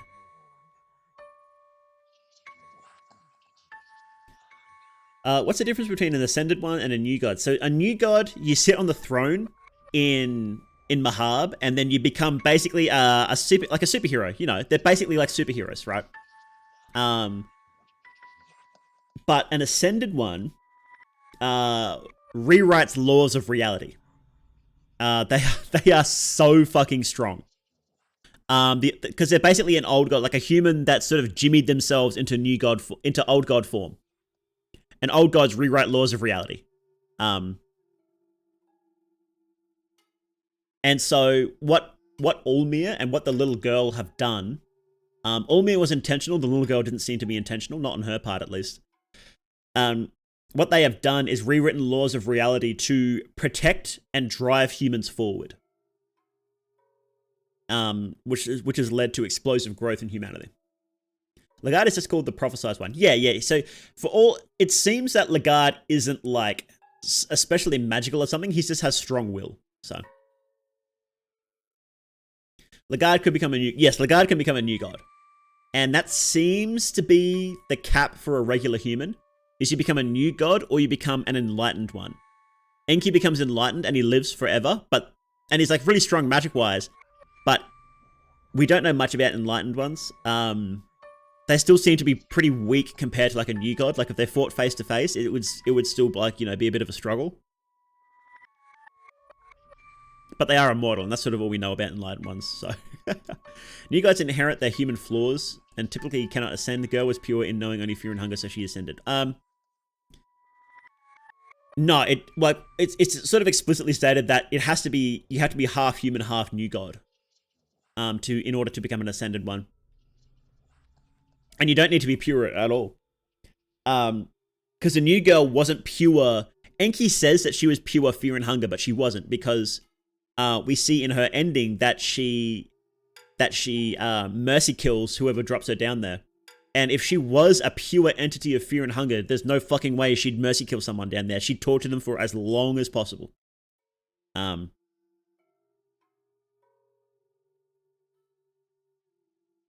Ulmia did shed some of his negative attributes when he ascended, but he seemed to know how to do it, which is the weirdest thing.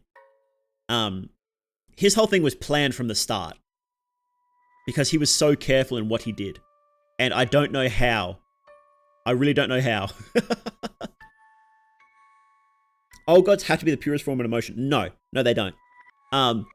We think that an old god is pure because they rewrite reality around themselves. So from our perspective, Grogoroth looks like pure violence. But that's just sort of what he is. And his arrival means that violence comes with him. And destruction comes with him. But no, they don't have to be pure. Don't even know Lagarde's soul. He would have a mixture of souls. He would have a mixture of domination, enlightenment.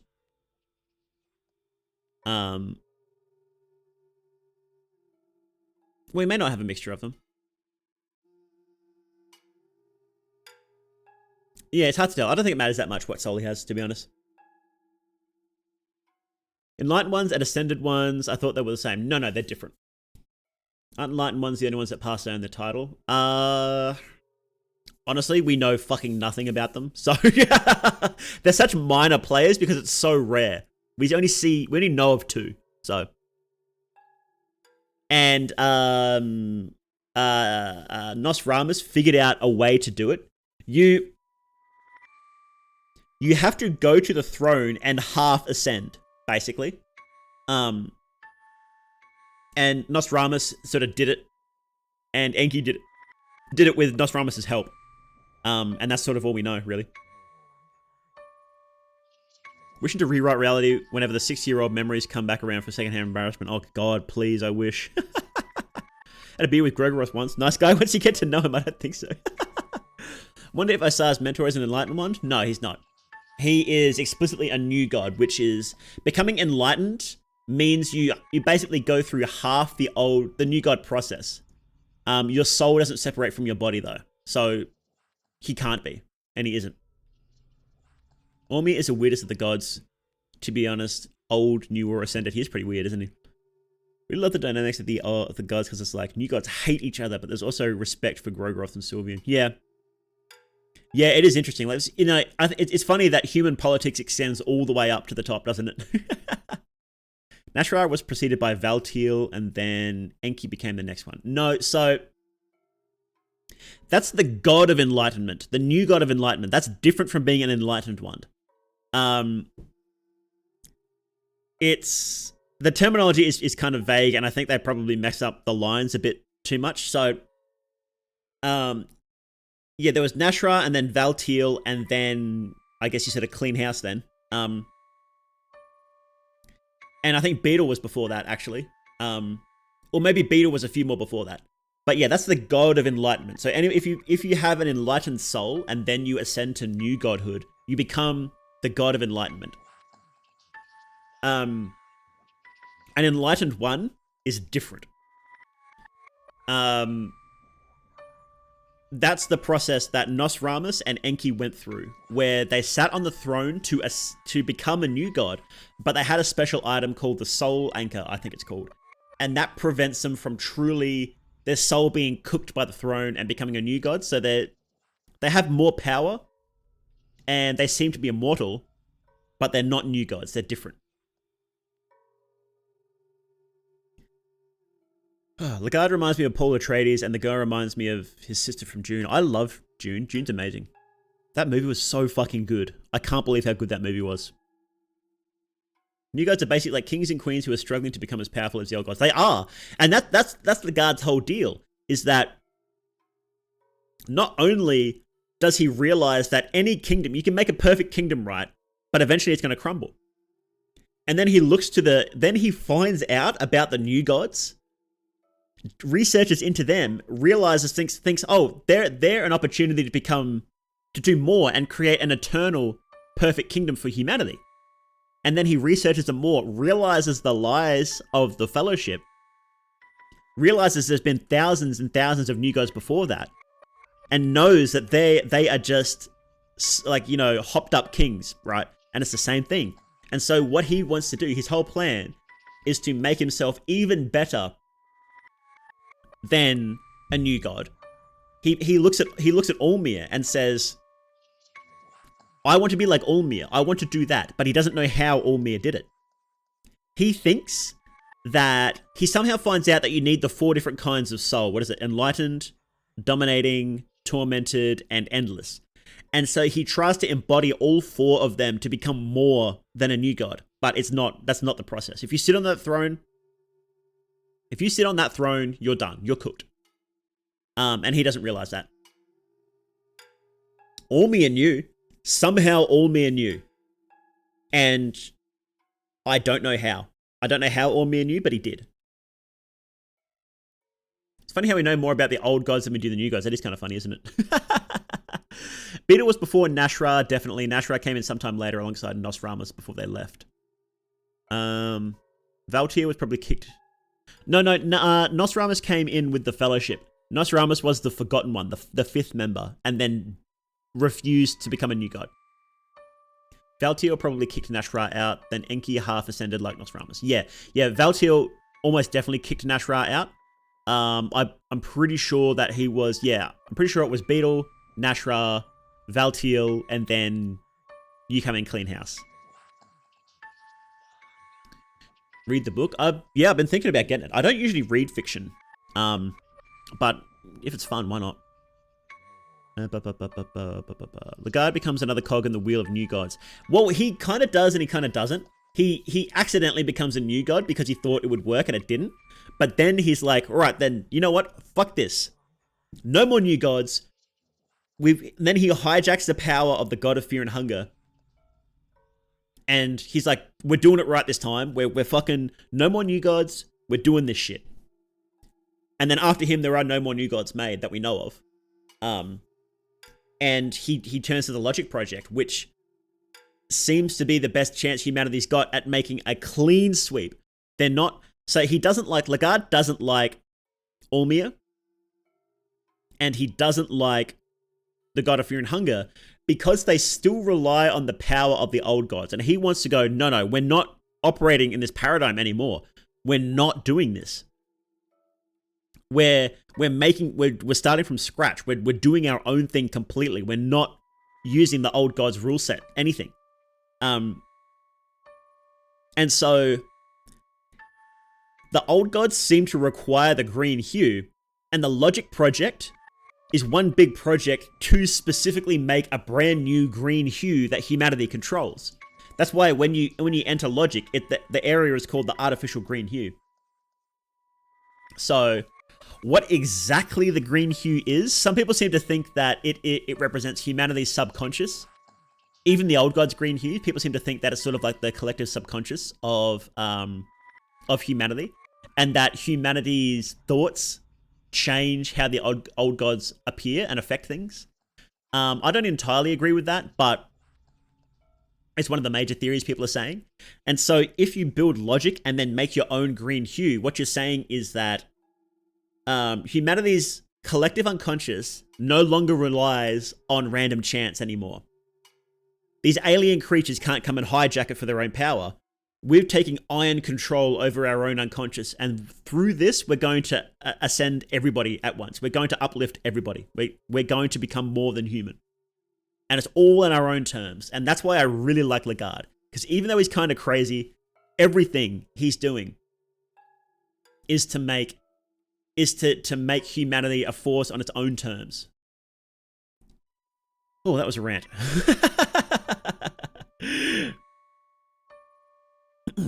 Also, is the unnatural hunger in Pre-Hebel a product of Rare or an effect of the god of fear and hunger? Since the Skin Bible says she used fear and hunger to drive people forward. That's actually a really good question.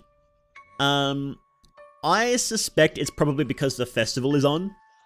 The craziness definitely is because the festival's on. The unnatural hunger? I don't know. I don't think it's ever said, really.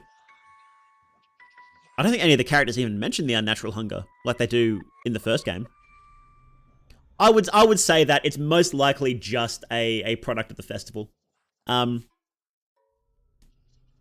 Because if everybody was eating that much all the time, then like humanity it would be a bit of a struggle. I think it just highlights the fear and the hunger a little bit more for everybody, instead of saying that everybody's like it's the dungeon everywhere, right? Cooked too hard on the throne, yeah.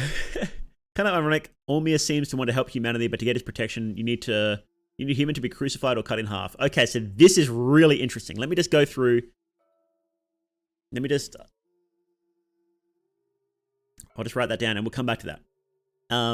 Game really shows the futility of humans trying to break away from spirituality of the gods. Well, it's not entirely futile because Yellow King's fucking doing it. He's doing it.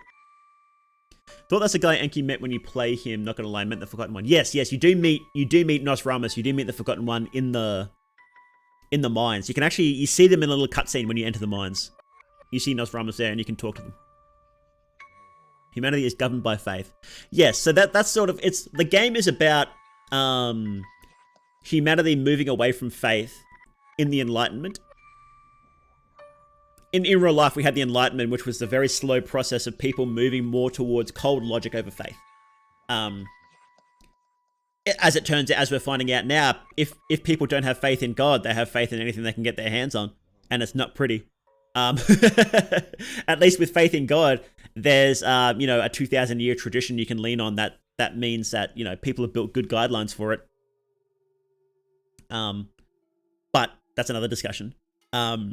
And that's what the games are about, that interesting sort of dynamic between people trying to move away from faith but still being trapped in that cycle of faith no matter what.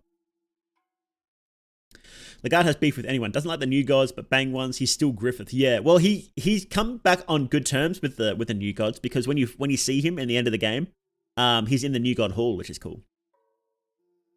Green Hue is Baja Blast. Machine gun ending reminds me of the Evangelion endings. I've never watched Evangelion. People keep saying I should, but I don't know. Hey, Amathon. Fabled internet gas. Yeah, it is. Is Fear and Hunger God still around? Absolutely. The god of Fear and Hunger is still kicking. Definitely. Is everyone just unnaturally hungry in the universe of pre-Evil because of the god of Fear and Hunger? I suspect it's like a little bit more. A bit more than what it was beforehand. But the amount we see in pre-Evil, I think is because of the festival. But it's hard to tell. Hey, Gemini Bots, how you doing? You got a new job and have been passing out as soon as I get home? Yeah, no worries, no worries. Well, congrats on getting that new job. I'm glad the interview went well the other week. The more I learn about Lagarde and Griffith, the less I like them. But Griffith wants fate, whereas Guts actually has similar goals to the Yellow King. Yeah, I love Griffith because he's like, I want this and I'm going to get it, and then he gets it. I'll have to go. I'm gonna have to do like a whole fucking stream about me gushing over Griffith at some point, because I could just for like an entire stream, and I don't want to do that. So. Are they unnaturally hungry though, or are they just being affected by lack of nutrition? You know what? It could be. I don't think we know enough to know exactly. Oh shit! Thank you very much for the sub, Gemini. Thank you very much. I appreciate that. I feel like you don't really eat more calories than you would in a day or so. Yeah, it's like I don't know. It's sort of hard to tell. They are unnaturally hungry during the festival, but in the grand scheme of things, we don't really know what's happening outside the festival, right? It doesn't seem that people are much more hungry than usual, but I don't know. It's hard to tell. Evangelion is bad and overhyped. Is it? That's what I suspect with a lot of this stuff.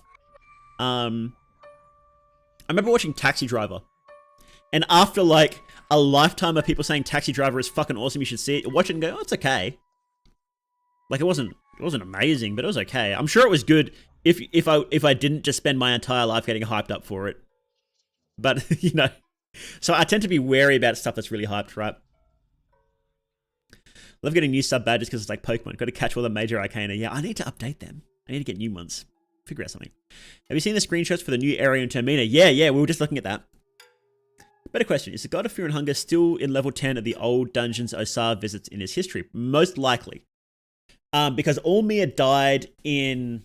His body was in Mahab. Somehow was in Mahab. And his body's still there.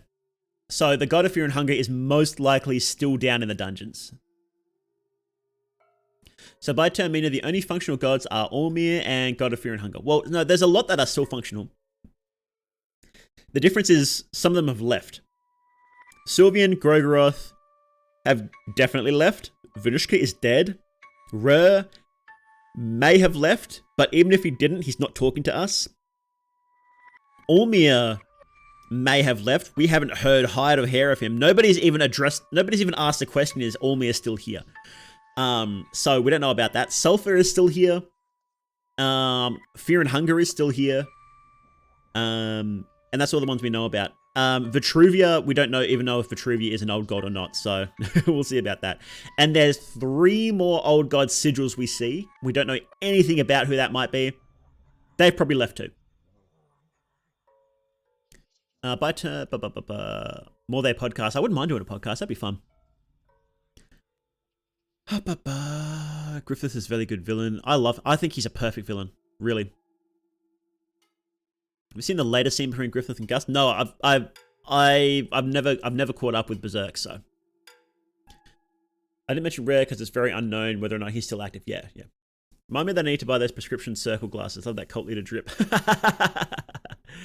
If they left, where did they go? They can move between realities. So, who knows? I suspect Rare doesn't want us to ascend so we don't chase him down and finish the job of killing them. But Rare's motivations are a mystery, so. Vitruvia's just called, like, the person who made Ulmia's perfect body. Yeah, so Vitruvia is the architect that designed humanity. And then Sylvian used the plans to make humanity. And Vitruvia sort of got pissed off after seeing Sylvian's designs being incorrect. So then Vitruvia personally made Ulmia, is one of the stories. So because Ulmia is half new god,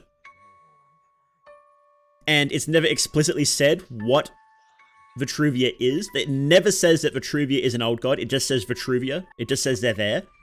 Vitruvia, there's a chance Vitruvia is a new god, but then it could also be an old god, and it's not clear yet. We might find out later, right?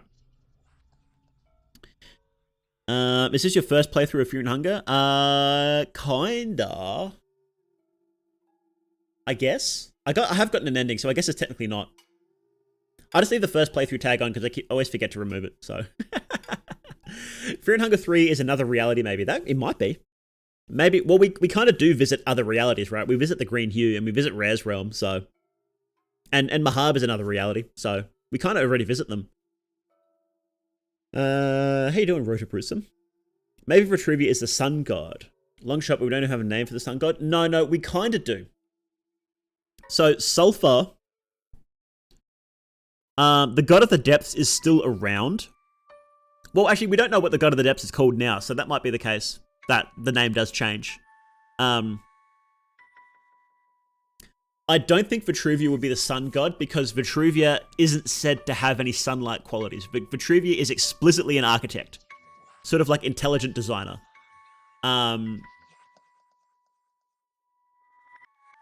So it doesn't... Vitruvia, the qualities we know about Vitruvia don't seem to overlap with what we know about the sun god. Vitruvia sounds like a fiber supplement. Vinland for Fear and Hunger 3, maybe. So Miro said that Vinland will probably not be the setting for Fear and Hunger 3 because Fear and Hunger sort of relies on having cool old ruins and ruins of human settlements, and Vinland doesn't have any of that. We may visit it, and it may be the setting for a spin-off game, but it will likely not be the setting for a main game.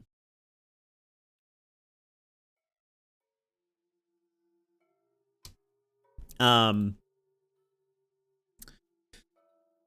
do want to visit it though. It sounds fucking sick though, doesn't it? There are ruins there. Old gods have a lot of shenanigans there. The new gods say that it's like an old god infected continent. But what that means, you have no fucking idea. Right? Old God of the Depths is canonically dead. Fear and Hunger took over Depths for Infinity. Yes. But, as we see with... And this goes back. Okay, so this goes back... Okay, so I'll answer this other question, right? Who said this? Someone said this before, right? I didn't copy the name. Kinda ironic, Ulmia seems to want to help humanity, but to get his protection or watch over you, a human needs to be crucified and cut in half or whatever, some sort of torture, right? Oh, yes, the Sergals do come from Vinland. Okay, so in case you're unaware, when Ulmia ascended, right, he knew what was happening. He knew what was going to happen somehow, and he planned it out, right? And when you talk to the man in black inside Rare's realm, he says that Ulmia, when he ascended, he shed off his negative traits, and that became Sulfur. He doesn't explicitly say it, but we can sort of gather that from that what he's saying. This guy, we know Ulmia planned this out because this is really heavily based off the Gnostic Bibles and the Gnostic lore. And in the Gnostic lore, Judas was asked by Jesus to betray him. And this is why I think the man in black is Judas, because he descended with Sulfur. And we know that Ulmia had 12 disciples before he ascended, and he only had 11 afterwards. And that one is the man in black is the 12th disciple. And he did it on purpose, right? So this was all planned out. Ulmia knew ahead of time. How? I've got no fucking idea, but he did. It was you, Mac. Good question. And so when Ulmia was born, there were two gods born. There was Ulmia, and then there was Sulfur. Now, I'm just going to crack open Termina, right? Because we need to see this. On Ulmia's skill tree, when you get the Sulfur ending, you unlock a new spell, and it's called the Spear of Longinus. Where is it here? Okay. And I'll show you something. 1 second.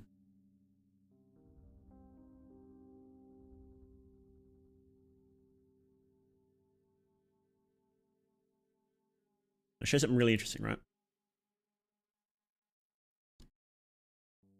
So check this out. The Spear in Longinus. Thank you, Chris Essex. I'm doing that. Okay, so you can see the Ulmia symbol here, right? Can we see my mouse? You can see the Ulmia symbol here, right? It's very clearly a cross, right? And we'll get the spear, use a lesser soul to learn the skill Longinus, and we'll give it to Hot Wheels. All right. This was my Olivia run. We called it Hot Wheels. So fucking funny. Skills. Oh, but what's this? That's not Ulmia's symbol, is it? You know what that symbol is? Of course we all know what that symbol is. That's the Sulfur sigil. And we see this a lot, right? Sulfur and Ulmia are two sides of the same coin. The way to worship them is very similar as well.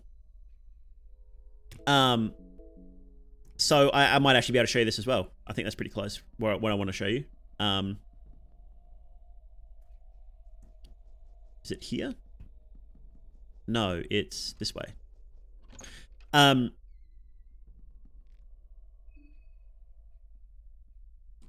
funny. Up here. What does the face engraving do? The one I have is rares, and it gives me extra mind. Which is good, because this was a spellcaster run.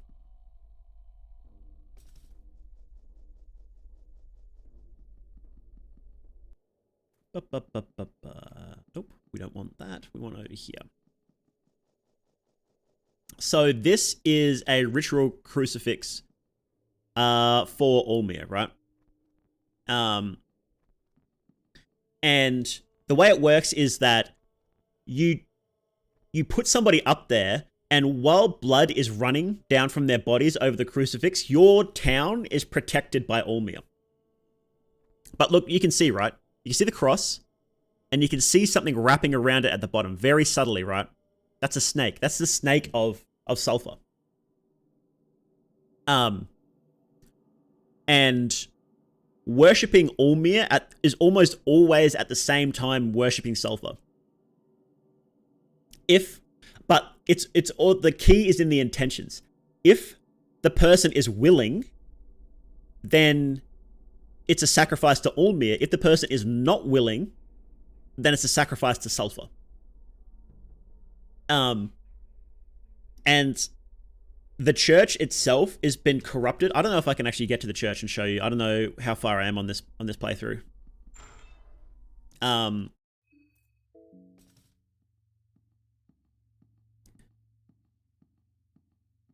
So these gods are inherently interlinked. So that priest sacrifices to the sulfur. Exactly. The whole priesthood has been corrupted into sulfur worship in this place. Now, there's a few reasons for that, which are really, really interesting. Christ already beat Satan. Well, see, it's... No.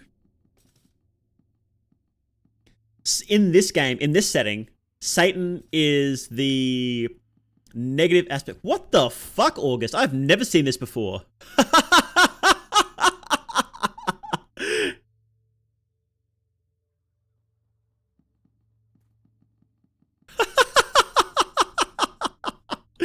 What? Have you guys ever seen that before? That's great.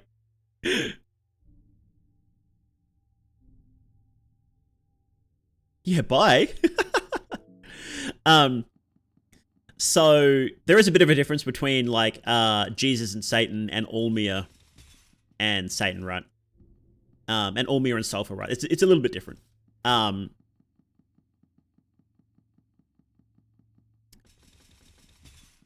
You know, because in Christian mythology, Satan was there from the start, and in Sulfur, well, Sulfur kind of was, but it is a little bit different. No, I don't think I have been here in this playthrough. No, I haven't. I can't show you the things I want to show you, unfortunately. Let's go. But yes, so when ulmia's torture is particularly whenever there's a sacrifice to ulmia that is particularly mean, it's actually a sulfur ritual. Most people can't tell the difference. The priests can. And well, actually, it seems like the priests could for a while either, but these priests here in Pre-Evil do know the difference. They know they're worshipping sulfur. But yeah, didn't consider them enemies, just two sides of the same coin. Can't have one without the other. Yeah, basically. What exactly the shadow god is, and if we can kill it or if we can do any of this stuff, it's fucking, we know so little about it, it's not even funny. But,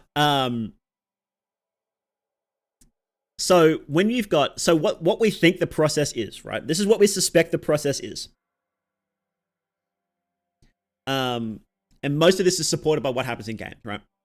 So you're a human. So a new god and a human have sex, and then a demigod child is born. That child, when they get the soul of an old god, so somehow an old god dies, maybe they kill it, maybe it's already dead.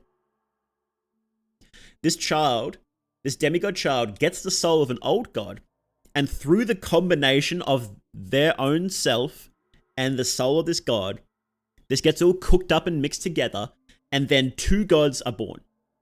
One that slows, so you've got one that is sort of like its consciousness, and then one that is the unconscious. And it seems to be the case that ulmia knew this process and specifically got rid of all of his negative elements and put them into sulfur. Ulmia ascended, Sulfur descended.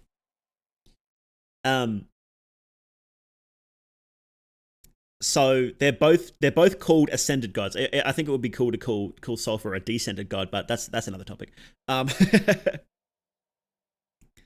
And so what seems to be the case is that the same thing happened with the little girl. A new god mother, human father. She's a demigod child. She was cooked in fear and hunger her whole life, so she ended up becoming a god of fear and hunger. But as she was being born, she held on to nice moments from the party helping her out. So she held on to, the party being nice to her, giving her the doll, giving her food, giving her the knife. And she seemed to keep those good elements as well as elements of fear and hunger. But we know that the god of the depths is still somehow around because we see its sigil and we see the beekeepers are associated with the god of the depths. So some elements of her personality have been slown off into the god of the depths, which is still there somehow. It's very, very weak, it seems, but it's still there. So it does seem to be the case that whenever there's an ascended god, there's its mirror image that is still basically the leftover parts of both of them, both the old god and the new ascended god. So that's why people call the sun god Sulfur, because we see the god of the depths is still there, so it makes sense that Sulfur was the original god that ulmia used the soul to ascend, if that makes sense. Oh, I like the idea of the Sulfur sun. It's very cool lore and very interesting mythology. Yeah, it is. Hey, Ashy, thank you very much for the sub. I really appreciate it. Why are my alerts not going off? What is going on? Do I not have alerts? I don't have alerts in here. That's why. Let's go back to this screen. My alerts are here. Okay. But yeah, thank you very much, Ashy. Appreciate it. But yeah, so if there's any questions about that, this is like, a lot of this stuff is like, this is what we think. This is what we pieced together from the evidence. It may be wrong. It may be, maybe really wrong. It might be slightly wrong. But this is sort of what, as we're talking to the community, and this is sort of what we're piecing together. But yes, it's pretty cool. Human and a god love each other very much. Yeah, do you see Nilvan? I'll make a demigod child with her for sure. Christianity Christ dying defeats Satan and death. Satan still exists, but no longer able to accuse in the same way he was. Satan doesn't even compare to God/Christ, whereas Sulfur probably compares to ulmia. Yeah, that seems to be the case. We don't know Sulfur's power level. We do know that Sulfur seems to only be able to corrupt things. He doesn't seem to be able to create, because, all of his cultists are just corrupted humans. He corrupts the festival. He corrupts the church. We haven't seen anything that Sulfur himself has made. He might end up being super weak and actually hiding from ulmia, but we don't know. We simply know very little about Sulfur at the moment. In his actions, he's very weak compared to ulmia, but he could just be, hiding, biding his time, that sort of thing. It's hard to tell. Maybe we'll find out next time in Fear and Hunger 2, in 3, or like, in an expansion or something, I know Sulfur's power level is over 9,000. Does it go to the depths parasitize off of Fear and Hunger to live? Yeah, if it's similar to how Sulfur and ulmia work, then it probably does too. Yeah. The difference there is that we don't know any rituals of Fear and Hunger. There would be some, but we don't know what they are. So it's really hard to tell, because we just don't know how people worship Fear and Hunger. We don't sort of know its exact effects. There's a lot of blanks that aren't going to be filled in. So, hey Phoenix Wolf, how you doing? Finally made it to a stream. Yeah, thanks for coming in. Really appreciate it. Fear and Hunger 1 and 2 are becoming my favorite game and story, so I really, really, really appreciate your streams and content. Well, thank you very much. I'm glad people are enjoying this sort of stuff, because I just love talking about it, right? It's fascinating. Abella with the carved face and hands in the pockets are kind of hot. Which sigil I wonder would be the sexiest?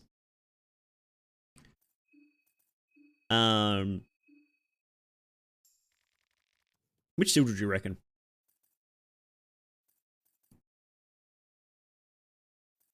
What does ulmia's look like, actually? That's pretty cool. Real gothic, isn't it? Definitely not rares. It does look terrible, doesn't it? But it is interesting that his sigil covers the two eyes and the mouth. It's what you can see and what you can hear, because he's all about lies. I like how Fear and Hunger's is like tears coming down the face. If I knew the rituals of Fear and Hunger, it'd probably be Samarie, which is why I want to play it. Yeah, that'd be interesting, yeah. She probably would, wouldn't she? When's the next time you stream? Because I want to sub then. The next time will be... let me think. Monday, definitely. Monday, Tuesday, definitely here on Twitch. Wednesday, I'm trying to figure out when my YouTube is. I'm changing the days for that. Yeah. By the way, I think that God of Fear and Hunger doesn't have its counterpart because she wasn't corrupted even by a glimmer of hope. Now that's what Enki thinks because he wasn't down there when it happened. Enki canonically didn't help God of Fear and Hunger ascend because if he did, he would be dead. So he doesn't know that the little girl, when she was ascending in the process, that she held on to nice memories of the party, held on to the nice memories of getting the doll, getting the knife, that sort of thing, talking to the party. So the little girl, the God of Fear and Hunger, isn't pure fear and hunger. And we know this because she mercy kills the party at the end. She mercy kills the party at the end, and if she was a true god of fear and hunger and nothing else, there's no way she would have mercy killed the party. Not a fucking chance. She would have kept them alive as long as possible to torture them. So, I think humanity is very, very lucky that the little girl has that the god has a little bit of niceness in it. Because can you imagine a fully unleashed, mean god of fear and hunger on humanity? The world would be just like the dungeons then. Starving and going crazy every day. Humanity wouldn't get anything done. We got very lucky there. Because somebody gave the little girl a doll, humanity was saved. Monday Darkest Dungeon? Maybe. We'll see. I usually figure it out last minute, so. Full vagina face. Actually, yeah, let's take a look at that. Let's see what that looks like. The Sylvian sigil.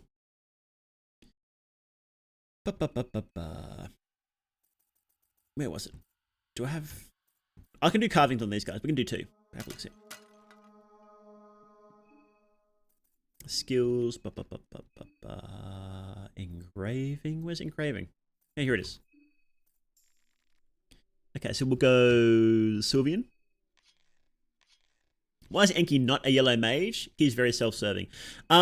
So the yellow mages are a specific tradition. So it's not just any mage who is self-serving. It's a specific tradition of mages who trace back to Nashra. Nashra is the leader of the yellow mages.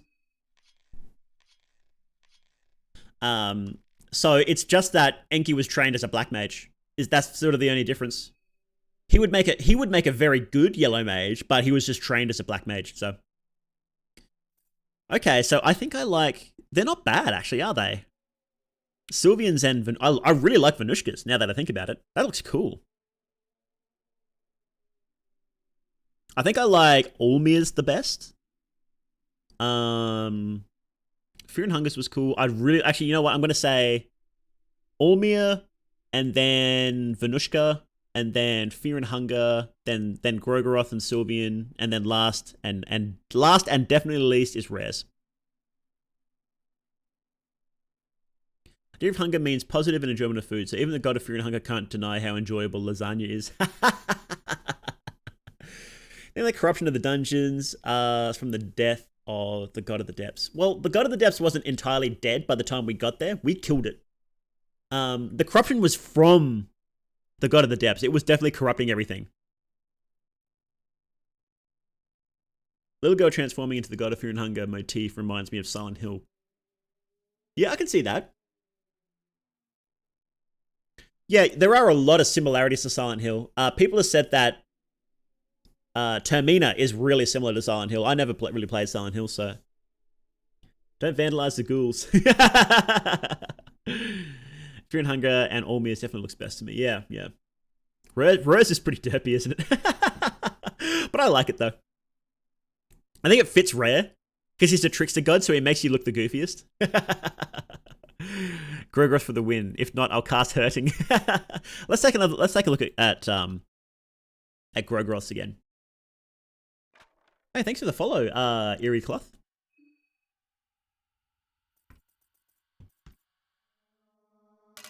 I found Sylvian's symbol in the forehead like a third eye. Yeah, it is, isn't it?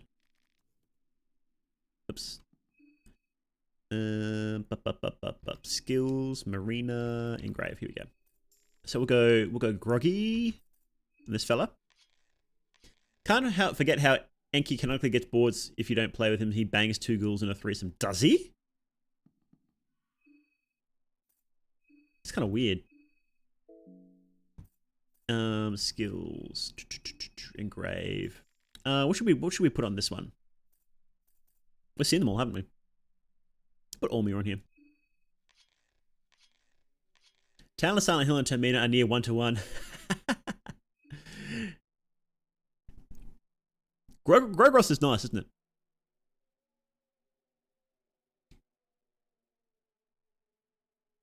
it? Yeah, not bad. Why is there a ghoul name after a Pokemon? Oh, these were named by people in stream when I was playing this character. Enki becomes an abominable marriage on floor 7 if you don't recruit him. Oh, that's interesting. What's going on in this run? Did Free Hunger 2 get a new update? Nah, not yet. No. There's not going to be a new update for like a month. So, we're just sort of chatting. I got tilted at Fury and Hunger 1, so we're just sort of chatting now about lore. Overworld sprites change when you carve them? No, they don't. Like you can see here on Marina and the ghouls, they don't really change. It would be difficult to do that sort of detail anyway on that level, right? So I don't really blame Miro for not doing that. Check this out though. A sun that blazes from underground doesn't match with the passages. Under one sun, people finally join together in the promised land. Someone was manipulating the priests, because this is a priest's house. This is Donovan's house. He's the head of the orphanage, is Donovan. The king? The king? In my dreams, I've seen the towers, the hollow husks of the endless city. Those who patiently wait for their king to return. Who's their king, you ask? Where is it? It's not the domain of the new gods. The city haunts my waking hours, restlessly, endlessly.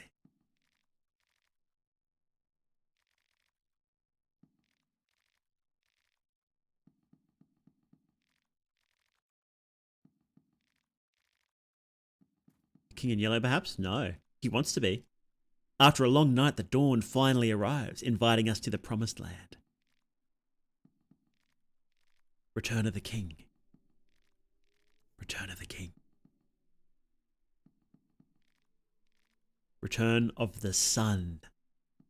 So this is sort of how we sort of piece together that there was the Sun King. There was a sun god in Mahab that vanished somehow.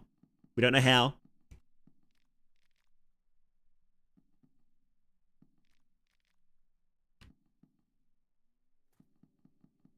And we suspect that it's the Sulfur. That's why we think that ulmia took the soul of the sun god and then joined and became ulmia and spat out sulfur. It's not the domain of humans. It's the domain of molestation spider creatures. Now, I wonder if the sulfur sun is a metaphor. Compares the sulfur god to the sun god, or saying sulfur god is a reincarnated sun god. Yeah, it's sort of suggesting that through the act of ulmia ascending and creating sulfur, the sun god became the sulfur god. It would be interesting if ulmia ascended and then went to Mahab and said, all these old gods, get the fuck out, and I'm leading you out of here. Because ulmia seems to have vanished, so. I thought that house was a house of the dead guy in the bed. Who is he then? I have legitimately no idea what the fuck is going on here. Not even sure what you're looking at. So it might be that the act of vampirism is the same act that happened to Lagarde during Darce's S ending. Because when Lagarde was resurrected, it's true necromancy. It's a little bit different from regular necromancy.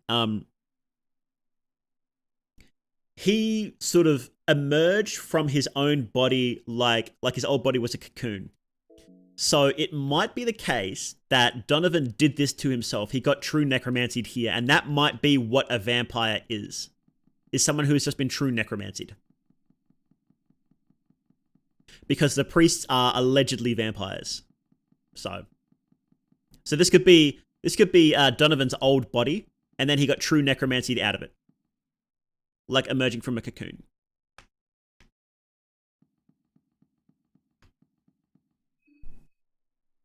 Das is just Casca, yeah, basically. I do have the alchemical symbol for the sun tattooed on my finger, and air another. I'm kind of carved, eh? Yeah, you are. You're a sulfur cultist. Everybody be careful about Gemini. Gemini is a sulfur cultist. So, why sulfur though specifically? In regards to what? Like, why was sulfur made? Or why the sun god is now sulfur? It's just sort of deduction, because it seems like Mahab had a sun god. We know that the act of becoming an ascended god requires the death of an old god. When Ulmia ascended, he's associated with the sun. And then there's Sulfur, who is the mirror image of... There's Sulfur, who is the mirror image of Ulmia, and Sulfurous sun is like a big theme in the game. So it's just sort of putting the pieces together. Like, nobody ever says that... I don't think it's ever explicitly said that... The sun god king of Mahab is now Sulfur, but it's just sort of like putting the pieces together, right? Why is the sun god called the sulfur god? I think it's just from what's sort of happened over time. Or it may be because the original god... Well, see, like, the sulfur sun appears in the text frequently. I don't think that's the sun referred to in the carving. So the sulfur sun... So this is sort of saying that in the old carvings from Mahab, there was a sun god in there. But it's different from the sulfur sun that appears later. So this is sort of saying that, yes, there was a sun god, and now there's a new sun god, but this new one is the sulfur sun. And the old one was just the sun. So... Rare must be pissed then. Makes sense why he'd hate humanity and new gods if the primordial one he shared the sky with was killed. Exactly. It does like it does help understand why Rare hates humanity, because he's like, I know what happens when you guys ascend, and I don't want to see it again. Completely unrelated, what music do you like? Seeing as we're all just chatting right now. I don't know. I don't really have a specific taste in music. I just like random shit, really. I guess electronica, would be the closest sort of description. I mean, sun is an ever-burning world, like a hell, maybe some sort of parallel. Well, I think the parallel is just that now Sulfur is underground. Sulfur is under everything. He's the sun. He's the underground sun, right? So it's, you know, it's sort of like what burns underground, and it's sulfur. So makes it more obvious why Rare's so angry. It really does, doesn't it? You know, it's sort of the idea was that, oh, Rare's just a jerk in the past. It's like, well, no, humans killed his buddy. You know, humans have killed his friends multiple times now. We killed Depths. We probably killed the Sun God, and we killed Venushka. So Rare's like, you guys are fucking suck. I don't like you guys at all. Sulfur God is also just ironic. Sun from the underground. Exactly, yeah. Not the sun of the sky, yeah. Ulmia killed Sun God, ascended, discarded Rare's once living partner like trash, and forced to share divinity with Ulmia. Yeah, exactly. Like, you can understand why Rare doesn't like that. Stop fucking ascending. Killed his friend Pocket Cat a few times, yeah. Also, there might be a third ascended god out there, because Venushka is dead. And we know that old gods dying, their soul is useful for humans to ascend. So there might be another ascended god out there, but if there is, it hasn't been confirmed. It's just food for thought. Moon scorched aren't actually scorched by the moon, but by sulfur. Probably not, no. Well, no, let me say, yes, the moon does transform people. Pocket Cat is explicitly a minion of the moon, always has been, as far as we know.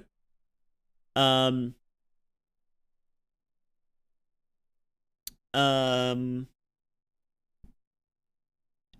being inside the Tamina festival does transform people. So it's likely that all the Moonscourge forms we see are, yes, the result of Rare's fuckery. Now, Sulfur does mess with it a little bit. So there is a theory that the woodsman and his parasitic penis is Sulfur fuckery. Because we see it twice. We see it on the woodsman, and he's got Sulfur shenanigans going on in this basement. And we also see it on Chaugner, and there's Sulfur shenanigans going on in the basement there too. So it might be a Moonscourge form that has been afflicted by Sulfur, but it's sort of hard to know.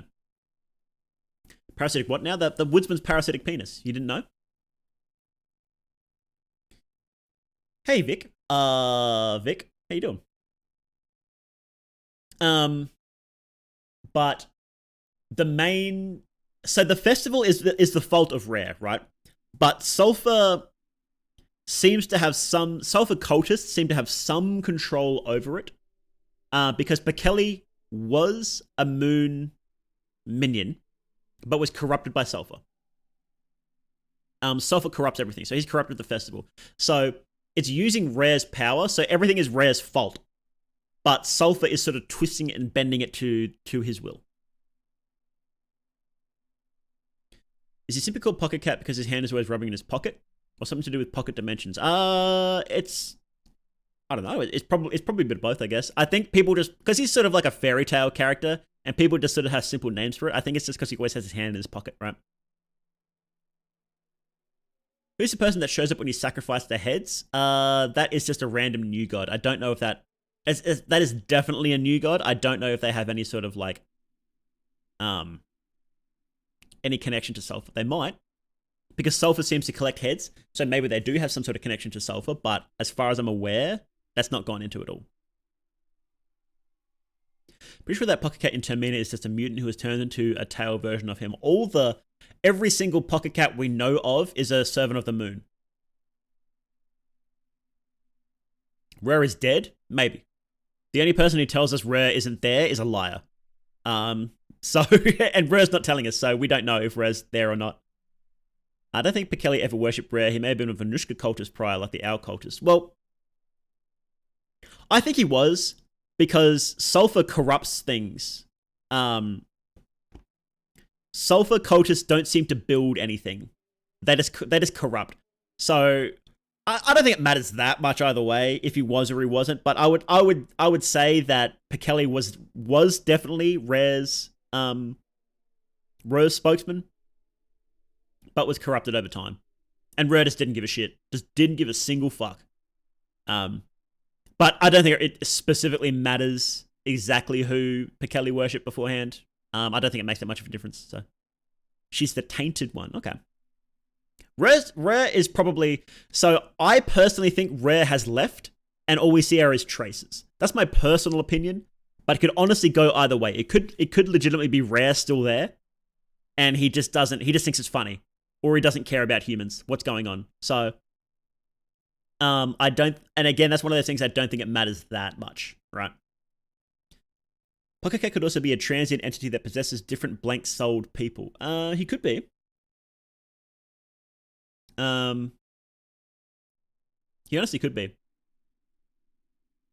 But he's definitely linked to the moon somehow. So, and it seems like Dan takes a deal. Dan takes a deal with something, with Rare, presumably, to become Pocket Cat in exchange for answers. So it seems to be that whenever Rare wants a new servant, he can do a deal with them, and they become Pocket Cat, or they become the Lady of the Moon, or something else, right? My name is Ricard, which is optimism, because I wanted to have a way to have a name relating to how Pocket Cat calls you Eternal Optimist. Sulfur is the jackass that steals other people's minions. The nerve. He basically is, yeah. Well, he is the corrupter. You know, he's the deceiver. Every single action we've seen by him has been a corruption of other things. We haven't seen him create anything himself. Sulfur might be like the free and can't the Fae and can't create anything, simply manipulate what is already created. That's what it seems to be, yeah. You know, is very much a representation of Satan, basically. You know, he can't create anything else. He's just a deceiver.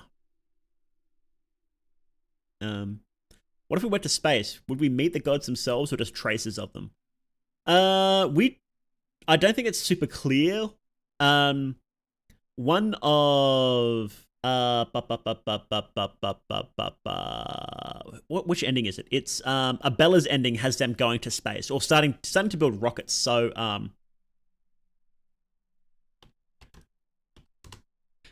so I guess what we might find out in Fear and Hunger 3 what's going on. I suspect it's like, you know, it's like our reality, you know, but then there's sort of like realities stacked on top of each other, and the old gods can move between them. But I don't know, you know. I think Rare not only left mankind, but left over some agents to stop humans from ascending. Yeah, but the thing about old gods is that when they leave,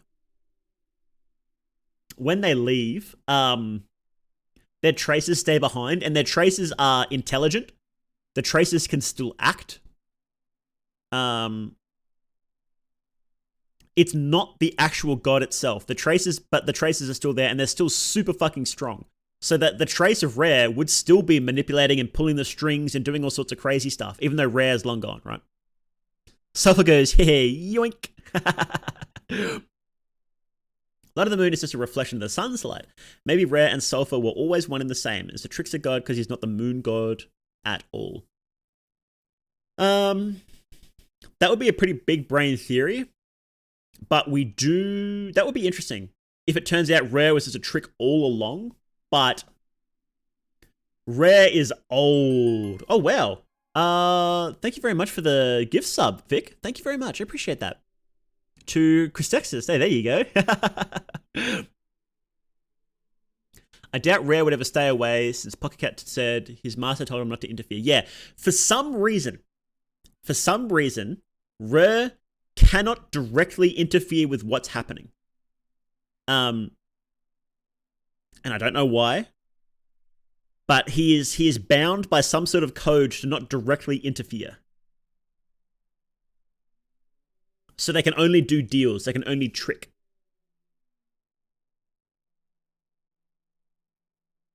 Empty shell with a mind of its own. Basically, it's kind of like, well, I like the description. If you throw a rock into a pond, the rock is gone, but the ripples are still there. The ripples can still bump other things around, but it's not the rock. Pocket Cat speaks as if his master is still around. New Gods mentioning the Rare still watches mankind while being able to tell us about the woodsman before he was even born. It was a gift sub from Vic. On Twitch, if you're not familiar, what you can do is you can gift a sub down the bottom of the stream. If you click on the subscription thing down there, you can gift a sub to the community, and it gets given to a random person. I think it's like it picks somebody who's watching. It's random, but it will prefer someone who's watching. And if it doesn't pick someone from there, it'll pick someone who usually watches. And if it can't find anyone there, it'll pick somebody who is just following. And if there's nobody following for whatever reason, it'll just pick a random person on Twitch. I use Twitch. I was just shocked I got a gift. Oh, okay, yep.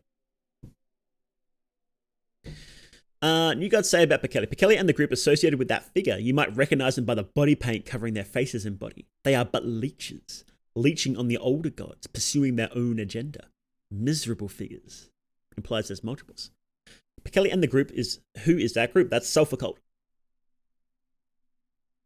Definitely Sulfur Cult.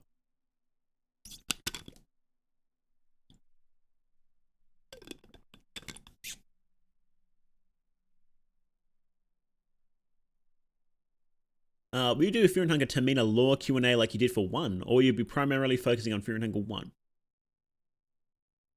I would love to. I 100% want to do Fear and Hunger 2 Q&A. The only sort of issue with that was that I was doing it with All Bones Jones, and he doesn't know much at all about Fear and Hunger 2. So I need to figure out a different sort of setup for a Termina Q&A. I'm definitely planning to though. And when I do, obviously you guys will, I'll announce it and I'll ask for questions and stuff when we do that. But no, there will definitely be one at some point. It might not feature Bones. Bones is always fun to have around, but again, like he just knows more about Fear and Hunger 1 than 2, so we'll see. We'll see. I'll figure it out. I'll let you guys know. Sleep deprivation is hitting me.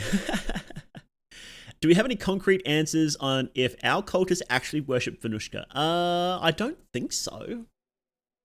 They could be corrupted as well. I think they're all just sort of fucked by the festival. It's sort of hard to tell. There's a lot of things that there's just not much information. Right? We simply don't know much, right? They have access to spirits of nature, ones that peck your head up. That's interesting. Spirit manipulation.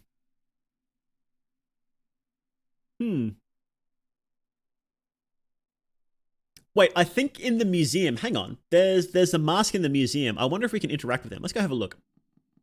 Time out the next person. Oh no. Who's gonna do it? Who's gonna do it? Are you gonna kill chat with this? I think chat's been killed. Someone has to bite the bullet, guys. Someone has to bite the bullet. All right, let's go look. Oh, while you guys figure out who's going to bite the bullet, let's try and find these masks in the museum. Oh, here we go. Oh, we can't interact with them. Get down, Mr. President. Oh, Rakan, thank you for taking this bullet. Thank you, Rakan. You've done one for the team. You've done one for the team. But sorry, you have to take this shot. You have to. Pull one out. F in chat for Rakan. F in chat. It should have been me. Rakan.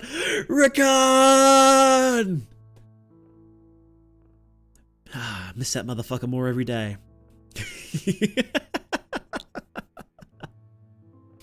Modern Jesus, I know, right? What a sacrifice. What a sacrifice. It's implied they do, considering they're safeguarding the forest. That's true. Yeah, if they were sulfur cultists, they'd probably go out finding people to hunt down, wouldn't they? It's the festival. Sulfur cultists do one thing during the festival, and it's torture. Rakan? Rakan! Rakan! Dun, dun, dun, dun, dun, dun, dun, dun.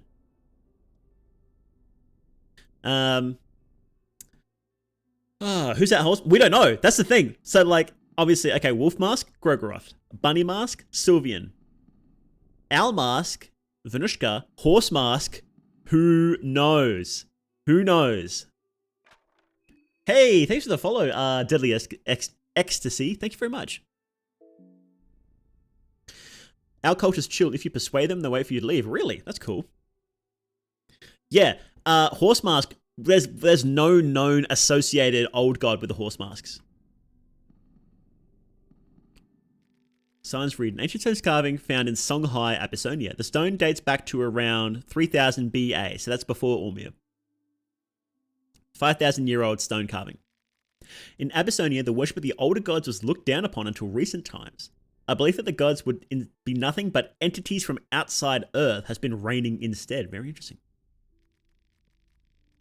The stone carving illustrates a meeting between an extraterrestrial old god and the people of the Songhai Empire. That's pretty fucking interesting, isn't it? Can we zoom in on that? Not really. It's sort of hard to see, isn't it?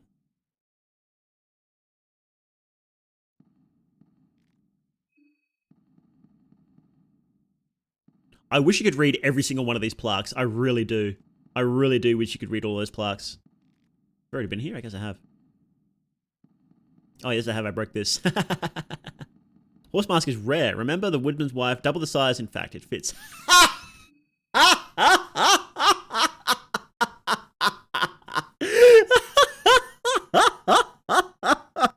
Oh, you're awful.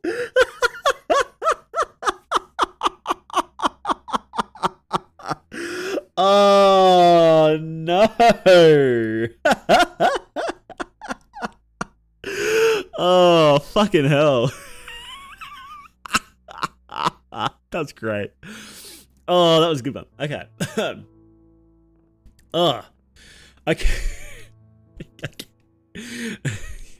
Okay. Let me get a drink of water. That got me. Oh man. Fucking hell. God damn it. You guys. Okay. Stretch. There we go. Stitches and Needles are resurrected Baron and his daughter. Almost certainly. Yeah, almost certainly. What do you think of Logic's Masso mode appearance? Do you mean the second phase? I didn't think she had a different appearance on Masochism mode. I thought it was the second phase. It's pretty sick. But it suggests that Logic is boring through the foundations of reality and stripping back the lies of the world, which is pretty fucking cool. Wisdom's wife should be a sex god instead. Oh, for sure, yeah. I do like the Wisdom's wife fucked the goat before all this shit happened. Had nothing to do with the festival. She just wanted to. Nah. She was a rare cultist or a sulfur cultist. So it was manipulation, right? Give me opium, please. I wish. Get moon scorched. We considered they are just a Baron and his wife straight up, and they manipulated Dan into teaching them occult stuff. Unlikely, because they definitely died. They were definitely dead. So.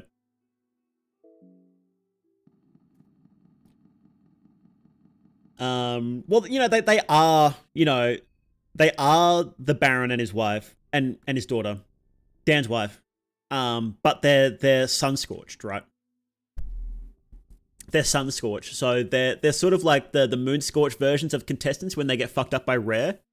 The sulfur cultists are what happens when you get fucked up by sulfur. So.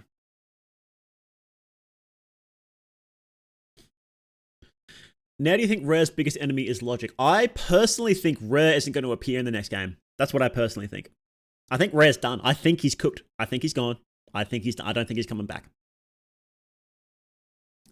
I think the big conflict is going to be between...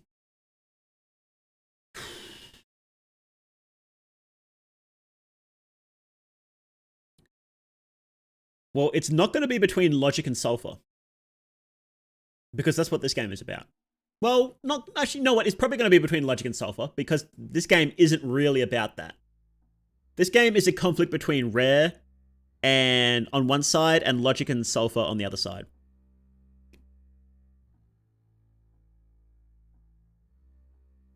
This whole game is about the stripping back of belief in the old gods and returning to belief in ourselves. So I think the next game is going to be Logic and Sulfur as entities that have their own grip on humanity. And there might be another faction comes into play. Maybe Lagarde, maybe, this is just a wild guess, but maybe, Logic and Sulfur have an iron grip on reality. And Lagarde has realized that, oops, I fucked up again. And so now I'm going to try and break these people and help humanity again. Because Lagarde is sort of fucked up, but he's not a bad guy. Everyone gives him a bad rap, but he's making shit happen, Dan couldn't resurrect his wife because her soul was in Sulfur Cage. Yeah, that's probably it. Dan have any special dialogue regarding Stitches and Needles? He does, actually. When you examine their corpses, he suspects that he's positive that he knows them and that it's the Baron and his wife. If the theory that the green hue came from Rare and birthed the old gods, Logic utilizing a green artificial hue is definitely a danger to all old gods. Well, yeah. Well, the old gods are explicitly linked to the green hue. The only sort of weird theories that come in are what the green hue is. Think of redrawing that. Is that your fucking persona for Dan with Pocket Cat? Absolutely, yeah. He's not a bad guy. Also, Griffith did nothing wrong. He didn't. Name one thing Griffith did wrong. If you can name one thing Griffith did wrong, I'll end this stream right now. If there's no Rare in Fear and Hunger 3, will there be Pocket Cat? Pocket Cat is eternal. Pocket Cat's coming back for sure.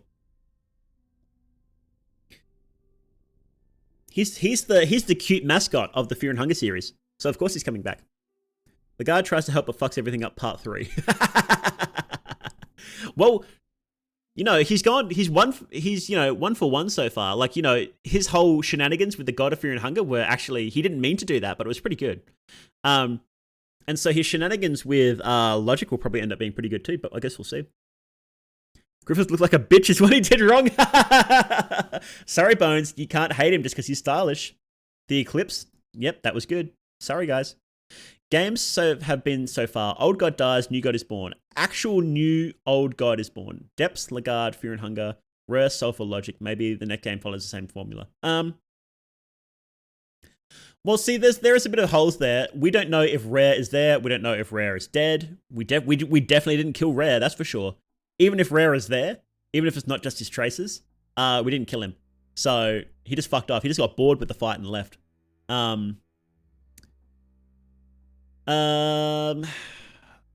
Sulfur isn't a new god. Sulfur wasn't born. Sulfur was there the whole time. The only god that was born. So the interesting thing about Fear and Hunger 2, right? Fear and Hunger 1.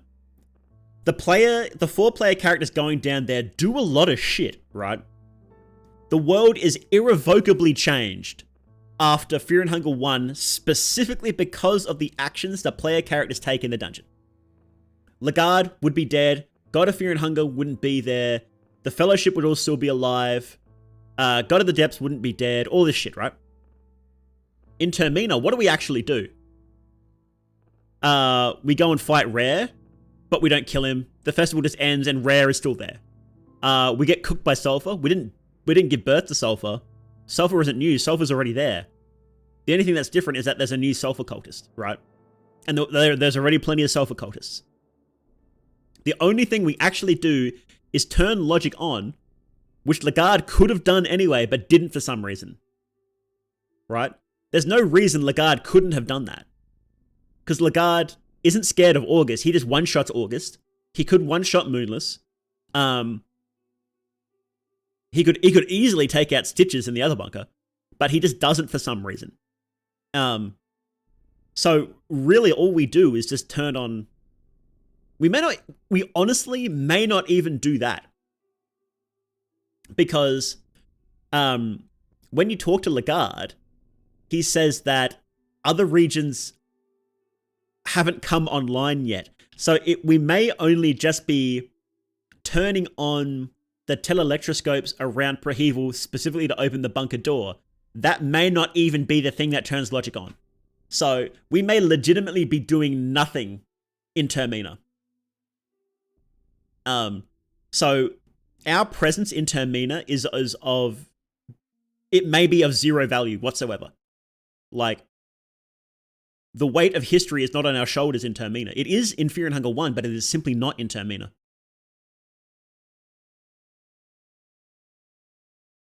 I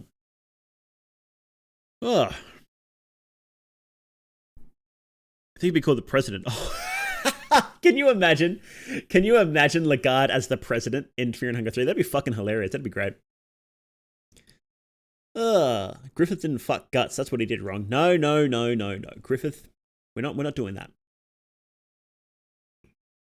It's 9 months of your time. Sounds like a deal to me. What are you talking about? I missed something. Pocket Cat's actually kind of expensive when you consider he only accepts kids for payment. Yeah. Well, he accepts what Rare tells him to accept. In the first game, he accepts kids because Rare wants him to collect kids. In the second game, he collects heads because Rare wants him to collect heads. And you know why? In the first game, Rare knows that people are trying to make a new god. Make an ascended god. So he sends Pocket Cat down there to get kids. In the second game, he knows that Sulfur cultists collect heads. We see that a lot. We see the big ulmia statue with a whole bunch of heads, which is actually a Sulfur statue, by the way. And we see Needles collecting heads as well.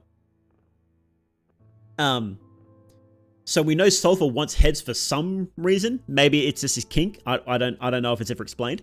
So Rare is like, hey, Pocket Cat, can you just go pick up all the heads you see? And Pocket Cat's like, I could. Or I could just get people to trade them to me. So, yeah. What the fuck did I just make him? What, the meeting of the morgue? Yeah, yeah.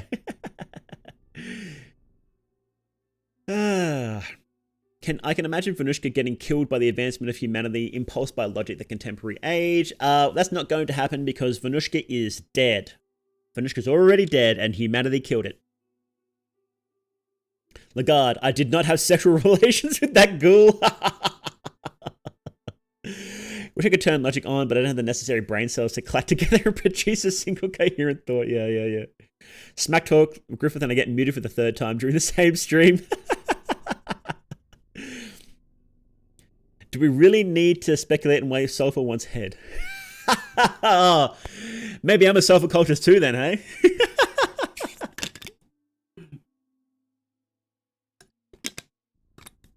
Bucket Cat's just lazy. I want to give him weed nip. Yeah. Probably the same reason as everybody else. Does anybody else want wait, does anybody else want heads? I mean, what is it, Tormented? Is it the Tormented one? What's that god called? What's that god called? Fear and Hunger, Termina, Tormented one. Is that no, that's no, that's Raggy, isn't it? Who's the other one? Bucket Cat be like, Judge, I did not kidnap that child. It was another child. Yeah. That one? Oh, no, I don't think I did that one. Let me check my book. All right, we're in the museum, aren't we? I want to look around there in a second. Venushka is already dead. How do you explain photosynthesis? Traces. The gods don't die overnight. They decay. Nature is dying. That's half the reason why Yellow King is like, oh shit, we need to get this sorted right now. Doesn't hurt to get ahead at times. So this is Beetle the Enlightened one. You can see this outside the library in the first game. Beetle built the library in the first place. The famed new god who formed the grand libraries in the city of the gods, where every one of his successors would gather their knowledge and fill the library shelves with books from all forms of expertise. Generally viewed as the father of enlightenment among the new gods and the one who wrote about the human dilemma. It is widely believed that the mythical figure is based on Bethel Kishar, one of the more popular scholars of ancient Mesopotamia. See this. Look at this. Look at this shit. Look at it. This is the crucifix people are sacrificed to ulmia on. It's got 2 heads. And of course, Orange, being a cheeky bastard, doesn't give him a description, so we don't know the description. His contemporary Magus Charles, the Holy Vatican Emperor, described Nashrai with the following famous sentences. A delirious old man, passed by the times. He who has the whole civilized world under his narcissistic abuse, thinking all nations should bend to his childlike tantrums. Can you imagine being controlled by Nashrai? That'd be terrifying as an old god. The sign reads, the statues in this hall were all found from an archaeological excavation site in southern Rondon. They actually went down into Mahav, which is fucking crazy. Nashrai has some stuff to say about that Bethel statue, does he? That's sick. Don't have to get muted again. No. Oh, wait. I missed that. Whoops. QP Gaming. Alright, if you want QP Gaming, weird sacrifice to ulmia. I'm going to delete over 1,000 messages. Goodbye. How good would that pussy beyond your comprehensions be? It sounds like it's a die for. Oh god, what are you talking about? I do hope the next god tells a bit more about the God of the Depths. I feel like we don't have a bunch of information on that one. Well, God of the Depths might pop back up again, but I don't expect God of the Depths to be a major player. Maybe. But it feels like God of Fear and Hunger is sort of fading into the background a bit, like ulmia. To tell giant antler monster that's waiting for Venushka. Excuse me, horny boy, about Venushka's return? I have bad news. Yeah. Bringing Nashrai here gets you tons of bonus dialogue. He's a great lore source. I might explore the museum next time then. Do I have an Osar playthrough where I'm at the museum? I don't think I do.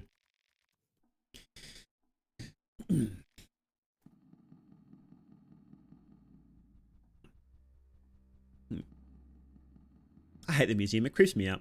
It really does creep me out. The ghouls need to eat food. They do, yeah. But you can just give them junk food because it's fine. I just give them like arms. There you go. Have an arm. Do you think any gods who died could come back, or if the gods that left humanity come back? What do you think happens? I think the gods that left could do whatever the fuck they want. Gods that died, I don't think they can come back. No. Well, they can if they get passed through the alchemical filter that is Ascension. They could come back, but in a pretty fucked up form. So, do you think it's interesting that the God of the Depths symbol is a backwards R? R. R. Backwards R.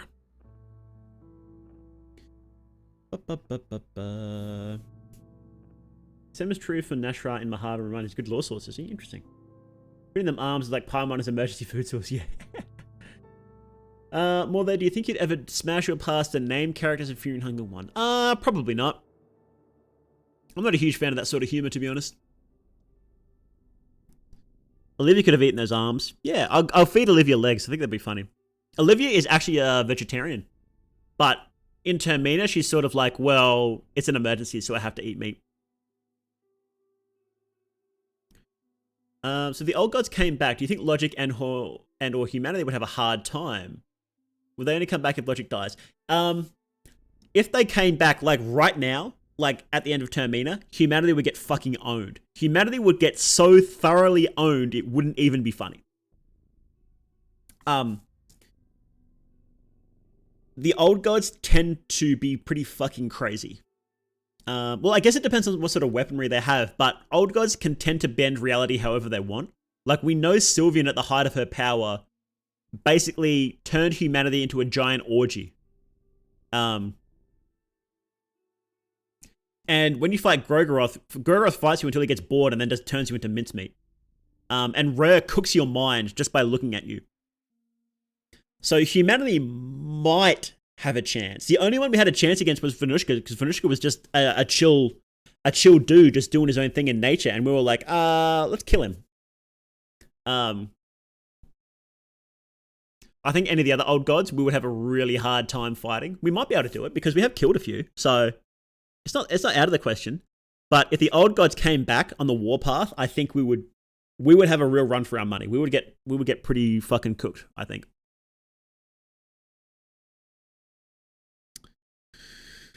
Can you imagine being in a Left 4 Dead nightmare situation like Termina and being like, I'm not eating that burger? Exactly. Like, is this meat pie beyond meat? I can't actually eat. I don't want to be cruel to animals, so I don't think that I want to eat this meat pie, actually. Okay, well then you can have a fucking human arm then. Have that instead. How owned? Like 4K Terminatus owned? I think if the old gods wanted to, they might be able to pull that off. But I think ulmia and... Actually, you know what? I need to factor in ulmia and God of Fear and Hunger, right? They would probably fight for humanity. How that fight would play out, how two old gods fighting would play out, I have no idea. I think that would be pretty fucking crazy and reality bending. But I think ulmia... I think the creation of ulmia sort of put his foot down and said, no. No more old god shenanigans. Humans had their own place, right? You guys can sort of back off a bit. And the old gods were like, okay, we'll back off. And then they just left. That's what I suspect happened. It's not clear. Ghouls don't go crazy, do they? No. Well, they lose mind. Whenever your mind goes down to 0, you get panophobia. You get fear of everything. So you really don't want that to happen. Venushka is like the god from Princess Mononoke and the Legend of the Ashitaka. I've never seen either of those, so. We killed Venushka to make a pinecone pig, yeah. I could beat Nashra in an arm wrestling contest and ask me to survive after, isn't it? No. You just don't want to fuck with Nashra at all. He'll cook you, literally.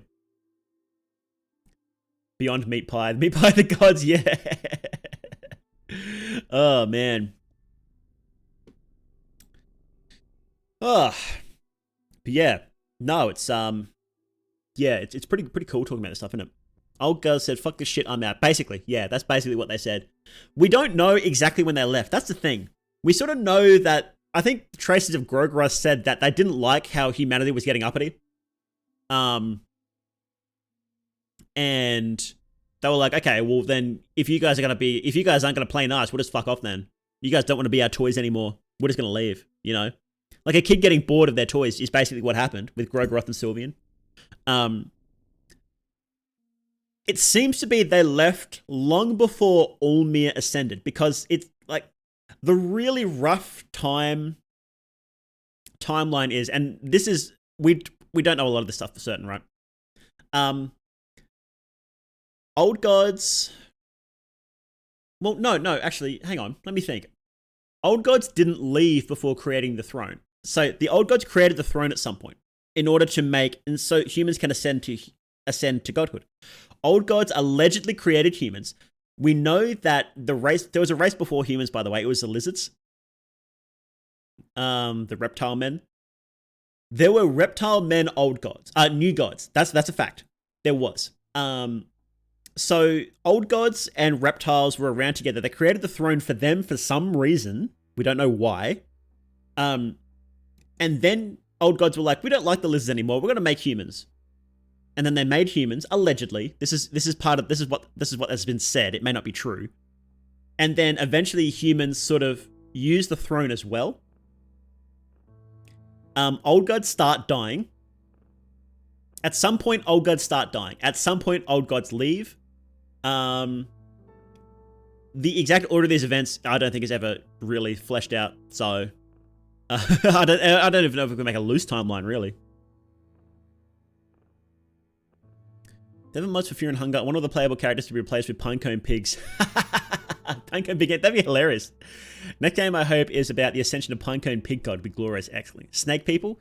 Yes. Yes. You can find them in Fear and Hunger 1. There's a bunch of lizard men. Maybe the afflicted one is a reptile new god. It could be. Yeah, we see hints of that. We see new gods tend to go crazy over time. It's not really clear what the mechanism is for that. It seems to be they just get bored over time and they go crazy and they just kind of collapse in the hole and they just chill out there and they don't do anything. But some seem to be smarter than their peers. Some seem to be, aware of what's going on for longer. But the exact mechanism isn't really clear. So there could be lizard new gods that are still kicking and still enjoying it. So I don't know. Is there a more base 15th century figure than Chef Anders? Oh god, Chef Anders. Absolute legend. He's legit the best minor character in the games, right? Chef Anders is so cool. He sleeps with the entire royal court while making the best food. Let's go. You can be pounced with a lizard man in the first game, right? Or gain his respect or something like that. I'm not entirely sure. I haven't interacted with them much, so. I remember we weren't mentioning a collage needed to do for a work event. Sorry, I don't remember that. Chris X's? I don't, sorry. Managed to overdo my friend's collage using Canva Pro and it literally looks 10 times better. Oh, that's based. Good. Oh, that's what you mentioned. Yeah, sorry. You mentioned that in the Discord. Right. You didn't mention collage. You just said drawing. I knew you didn't mention it. Trying to trick me. Maybe you didn't, and I didn't see it. Oh well. Anyway, yeah. Any more questions about the lore? Afflicted one is in turn meaner if you sex. Afflicted one, that's the one. Afflicted one.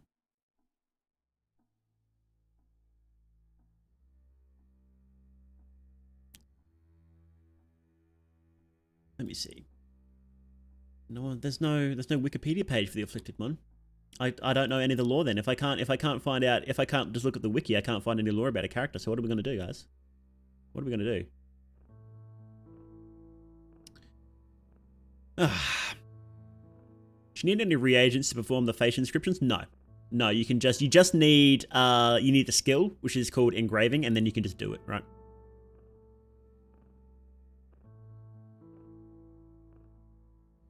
So it's pretty good. It's pretty useful.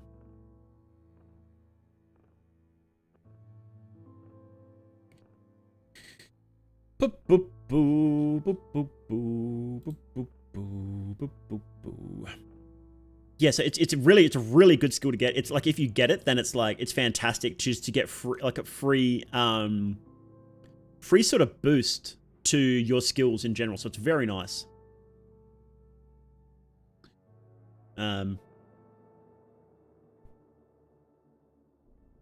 Play the game. Oh yeah, haven't been playing the game for like 2.5 hours.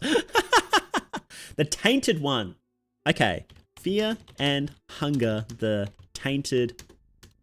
Can't spell that right. Tainted. I can't spell that right. Tainted One. Here we go. Now I can find out the lore. Unbearable existence, the suffering, the agony. We play the secret song that echoes from within. The sound that is like razors through flesh. Wow, she does sound like a sulfur cultist, doesn't she? What an oddly specific thing to ask. The Tainted One is of course one of us. One of the many who sits in the grand hall. A person burned with a soul that is tainted and then who rose to the new godhood. Wow, okay. So yeah, it's kind of implying that a sulfur cultist rose to godhood. That's pretty fucking cool, actually. That would be why it wants heads too. Well.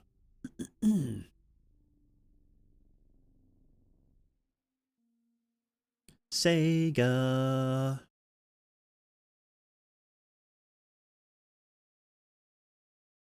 Ba, ba, ba, ba, ba, ba.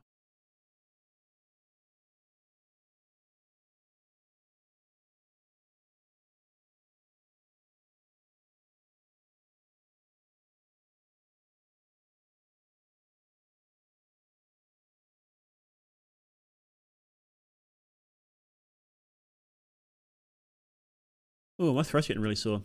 If put all the playable characters together, including both games into a room, who would survive the longest? Kahara. Based on skills, Kahara.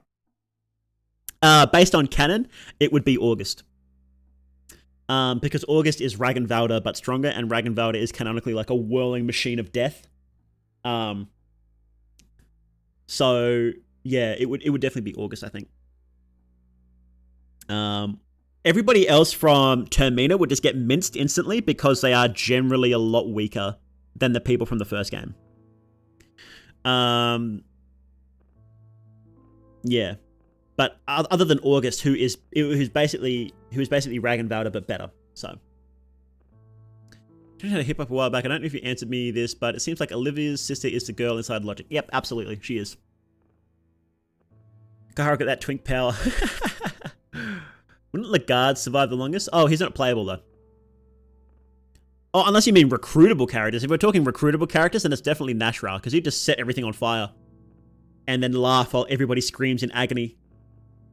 Kahara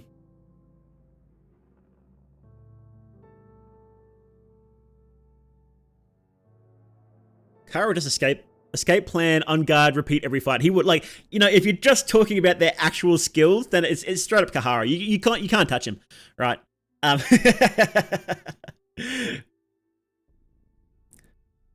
exactly built to a train for dark adventure, and that's the thing too. It's like they're more like common people in Termina, but in the first game they're like actual warriors, adventurers, a full dark priest. The closest we get is Samari, and she's not even like a real dark priest, right? And Marina is sort of half trained as a dark priest, so almost everybody from Termina would get fucking destroyed by the dungeon, except Osar, actually. No, you know what? Osar would go okay. Osar would be alright.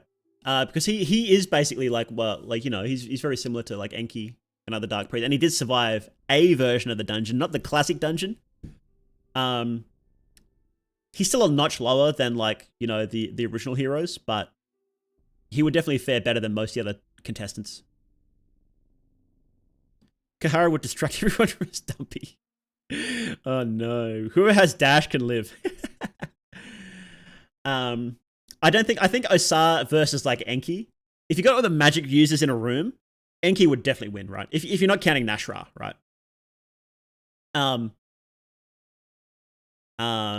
Yeah. I think Marco and Osar would have a chance. Marco, yeah. Marco would go well because yeah, he's been fighting since birth, hasn't he? And he's canonically killed people with punches, just straight up punch people to death, right? They'd have a good chance, yeah. I still think August would win because he is fucking flippy whippy, crazy abilities. Ragenvalder on crack. And then at the end he do a fucking wink and then walk out the room. I think that's how it would go. Enki would crush everyone. Counter magic works even to shut down traces. Oh shit, okay. I forgot about counter magic. Yeah, counter magic would just destroy all the magic users then, wouldn't it?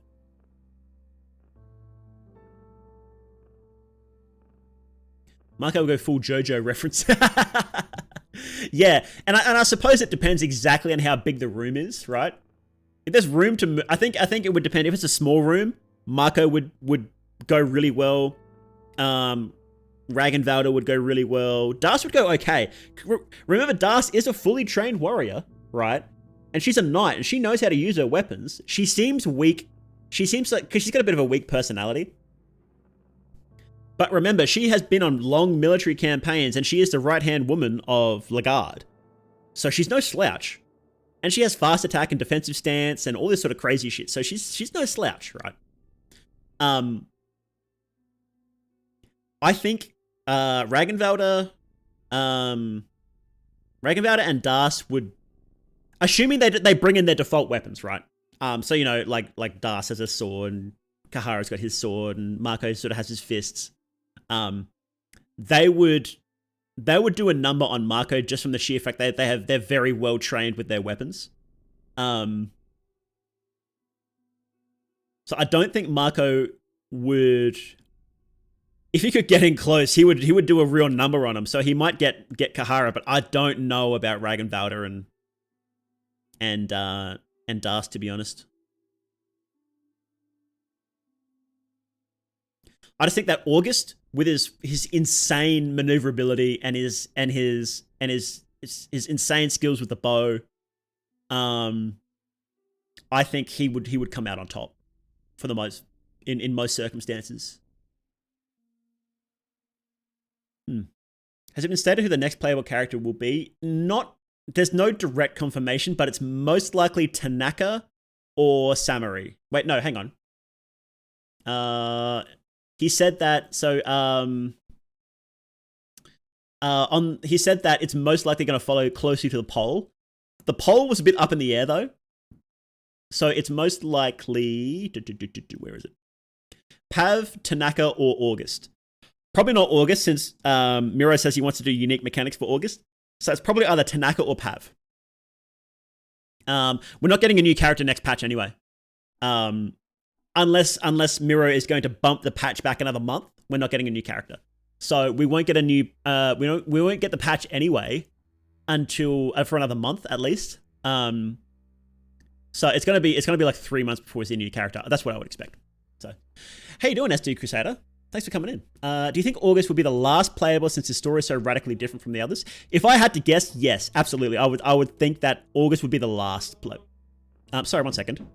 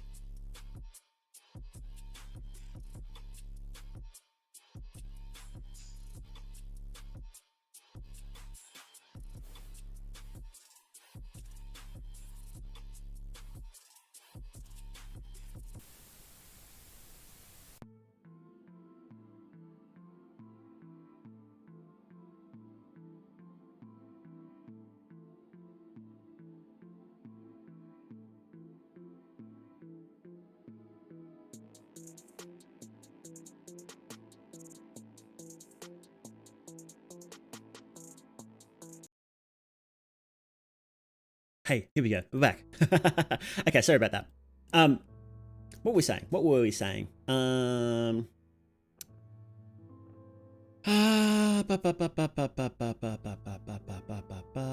mail would crush Marco's damage output. Yeah, the heavy weapon, because there's because there's not much armor in Termina as well, is there? I mean, I guess you can get some like makeshift armor towards the end, but yeah, you know, Darst just straight up having plate armor. It's like you're gonna punch her in the head, but she's probably expecting that. She's a really skilled warrior, so it's like, yeah, it's sort of like, because it's a completely different world at that point, isn't it? You know, different world with completely different expectations. Marina's best character because he can save Samurai and gain subjectively hot goth GF. Doesn't do much, but it's good moral support. Who's the easiest character to pick up in Fury and Hunger 1? Kahara. Easy clap. I think Kahara or Das are okay to start with, and this is in my modest opinion because I realistically only have 27 hours in Fury and Hunger 1. But in my personal opinion, the sort of difficulty, like, you know, from easiest to hardest, it would be for a new player, that is, not for an experienced player. It's completely different when you're experienced, right? But for a new player, it would be Kahara, Das, Ragnvalda, then Enki. For an experienced player, Enki is probably up a couple of notches, but for a new player,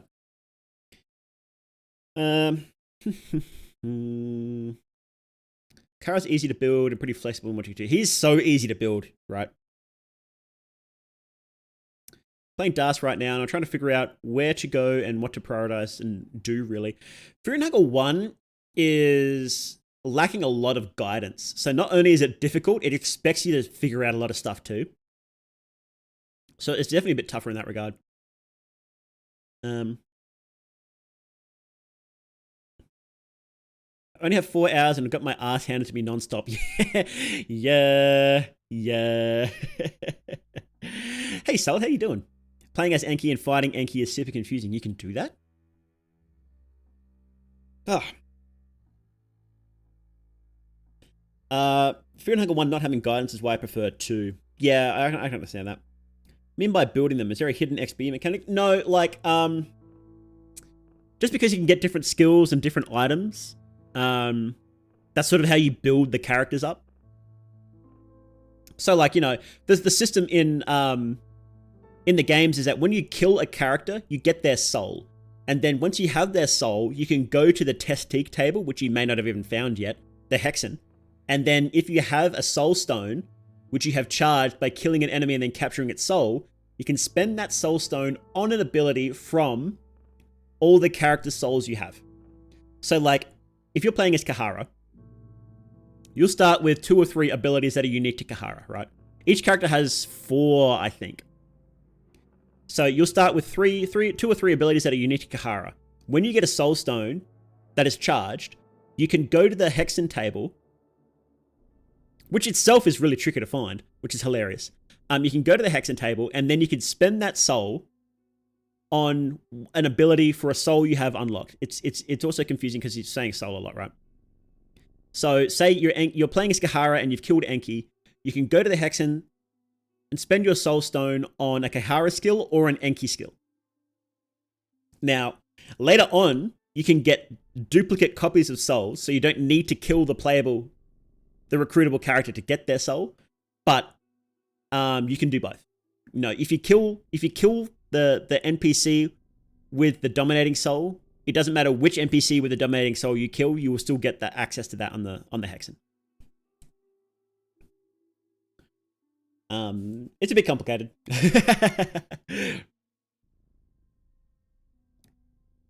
Oh, so you can pick one soul / skill, or is it random? No, it's not random. Hang on, I'll show you. 1 second. I'll show you in Termina because I'm already playing Termina, and it's easy to use the Hexen in this. So let me just restart actually. Continue. Marinara. Here we go. Okay. So, in Fear and Hunger 1, you can find a table like this, right? This is called a textique table. And it has a hexen on it, and you can use a hexen. And you will have a hexen that is much smaller than this, by the way. It's much smaller than this in Fear and Hunger 1. But basically, right, so you can see down here. When you have a soul stone in Fear and Hunger 1, it will be empty. It will be uncharged.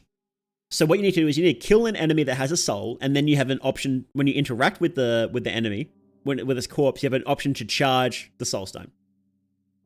And then when you do, you can go to the hexen, and you'll see all these slots here, right? And so it's like, oh, I can unlock Persuade, or I can unlock Bare-Fisted Proficiency, or I can unlock Warcry. I don't remember how it's laid out in Fear and Hunger 1, but in this one, it clearly tells you like which ones you can and can't use. Like I can do all the ones with the pink line going to them, you can use, but I can't use this one, for example. I can't do gun proficiency because I haven't killed Levi and gotten his soul. But I've got Tanaka's soul, so I can do these. I've got Marco's soul, so I can do these. See these what? These what do they say? Abilities? Notches? And also, when you gain affinity with gods, so these ones here with the circles around them are gods that you gain affinity with. And the more affinity you get with that god, the more of their abilities you can get, right? So I have max affinity with Rare here at the top. And so I can unlock any of Rare's abilities. You need to unlock it down the line. So you can't unlock this ability without unlocking this ability, if that makes sense. But see, I have no Venushka affinity at all, so I can't get any of Venushka spells. I need to get Venushka affinity to get that. Right. You gain affinity with them how? In number 1, it's very complicated. And I'll kind of be real with you, I don't remember how to do it. All I remember is that it's a pain. But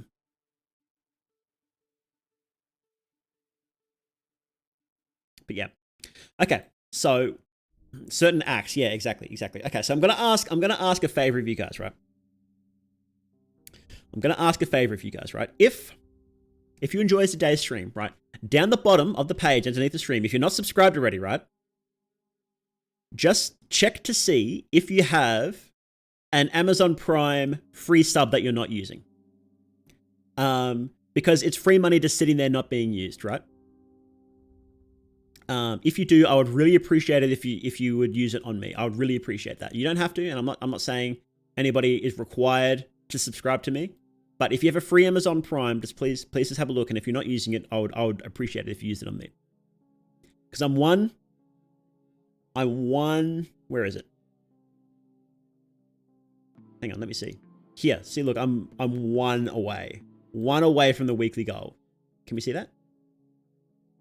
So if someone has a free sub, I'd appreciate it. But if not, that's fine. Using mine on you when it refreshes. Thanks, guys. I appreciate that. I do appreciate you guys being here. I really do. I just like hanging out with you guys. If I didn't like hanging out with you guys, I wouldn't be doing this. There's fucking easier jobs than streaming, I'll tell you that much.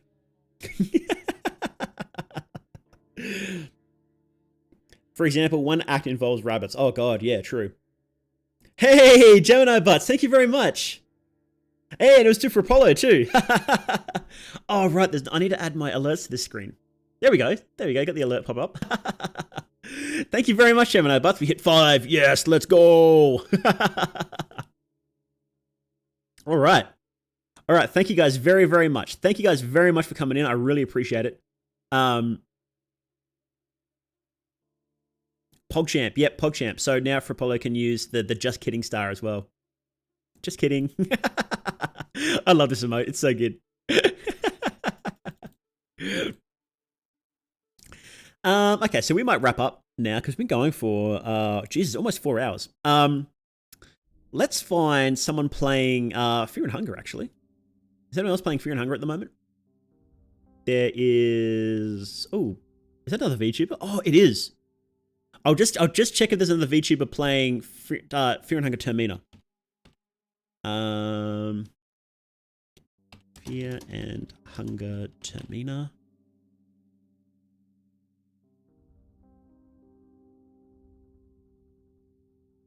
Let me see. Not a VTuber.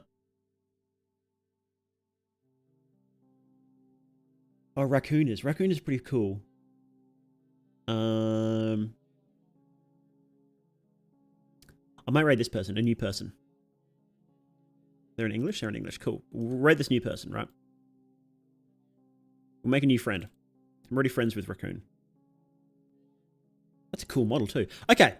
Okay, thank you guys very much. Right. So after this, in about 15 minutes, just to take a short break, and in 15 minutes in the Discord, we are going to watch a horror movie. We're going to watch, what's it called? It's got Nick Cage in it, and it's a Five Nights at Freddy's Nick Cage horror movie. You know the one. Oh, my net just died right then. I'm gonna raid. Let's go before the net dies.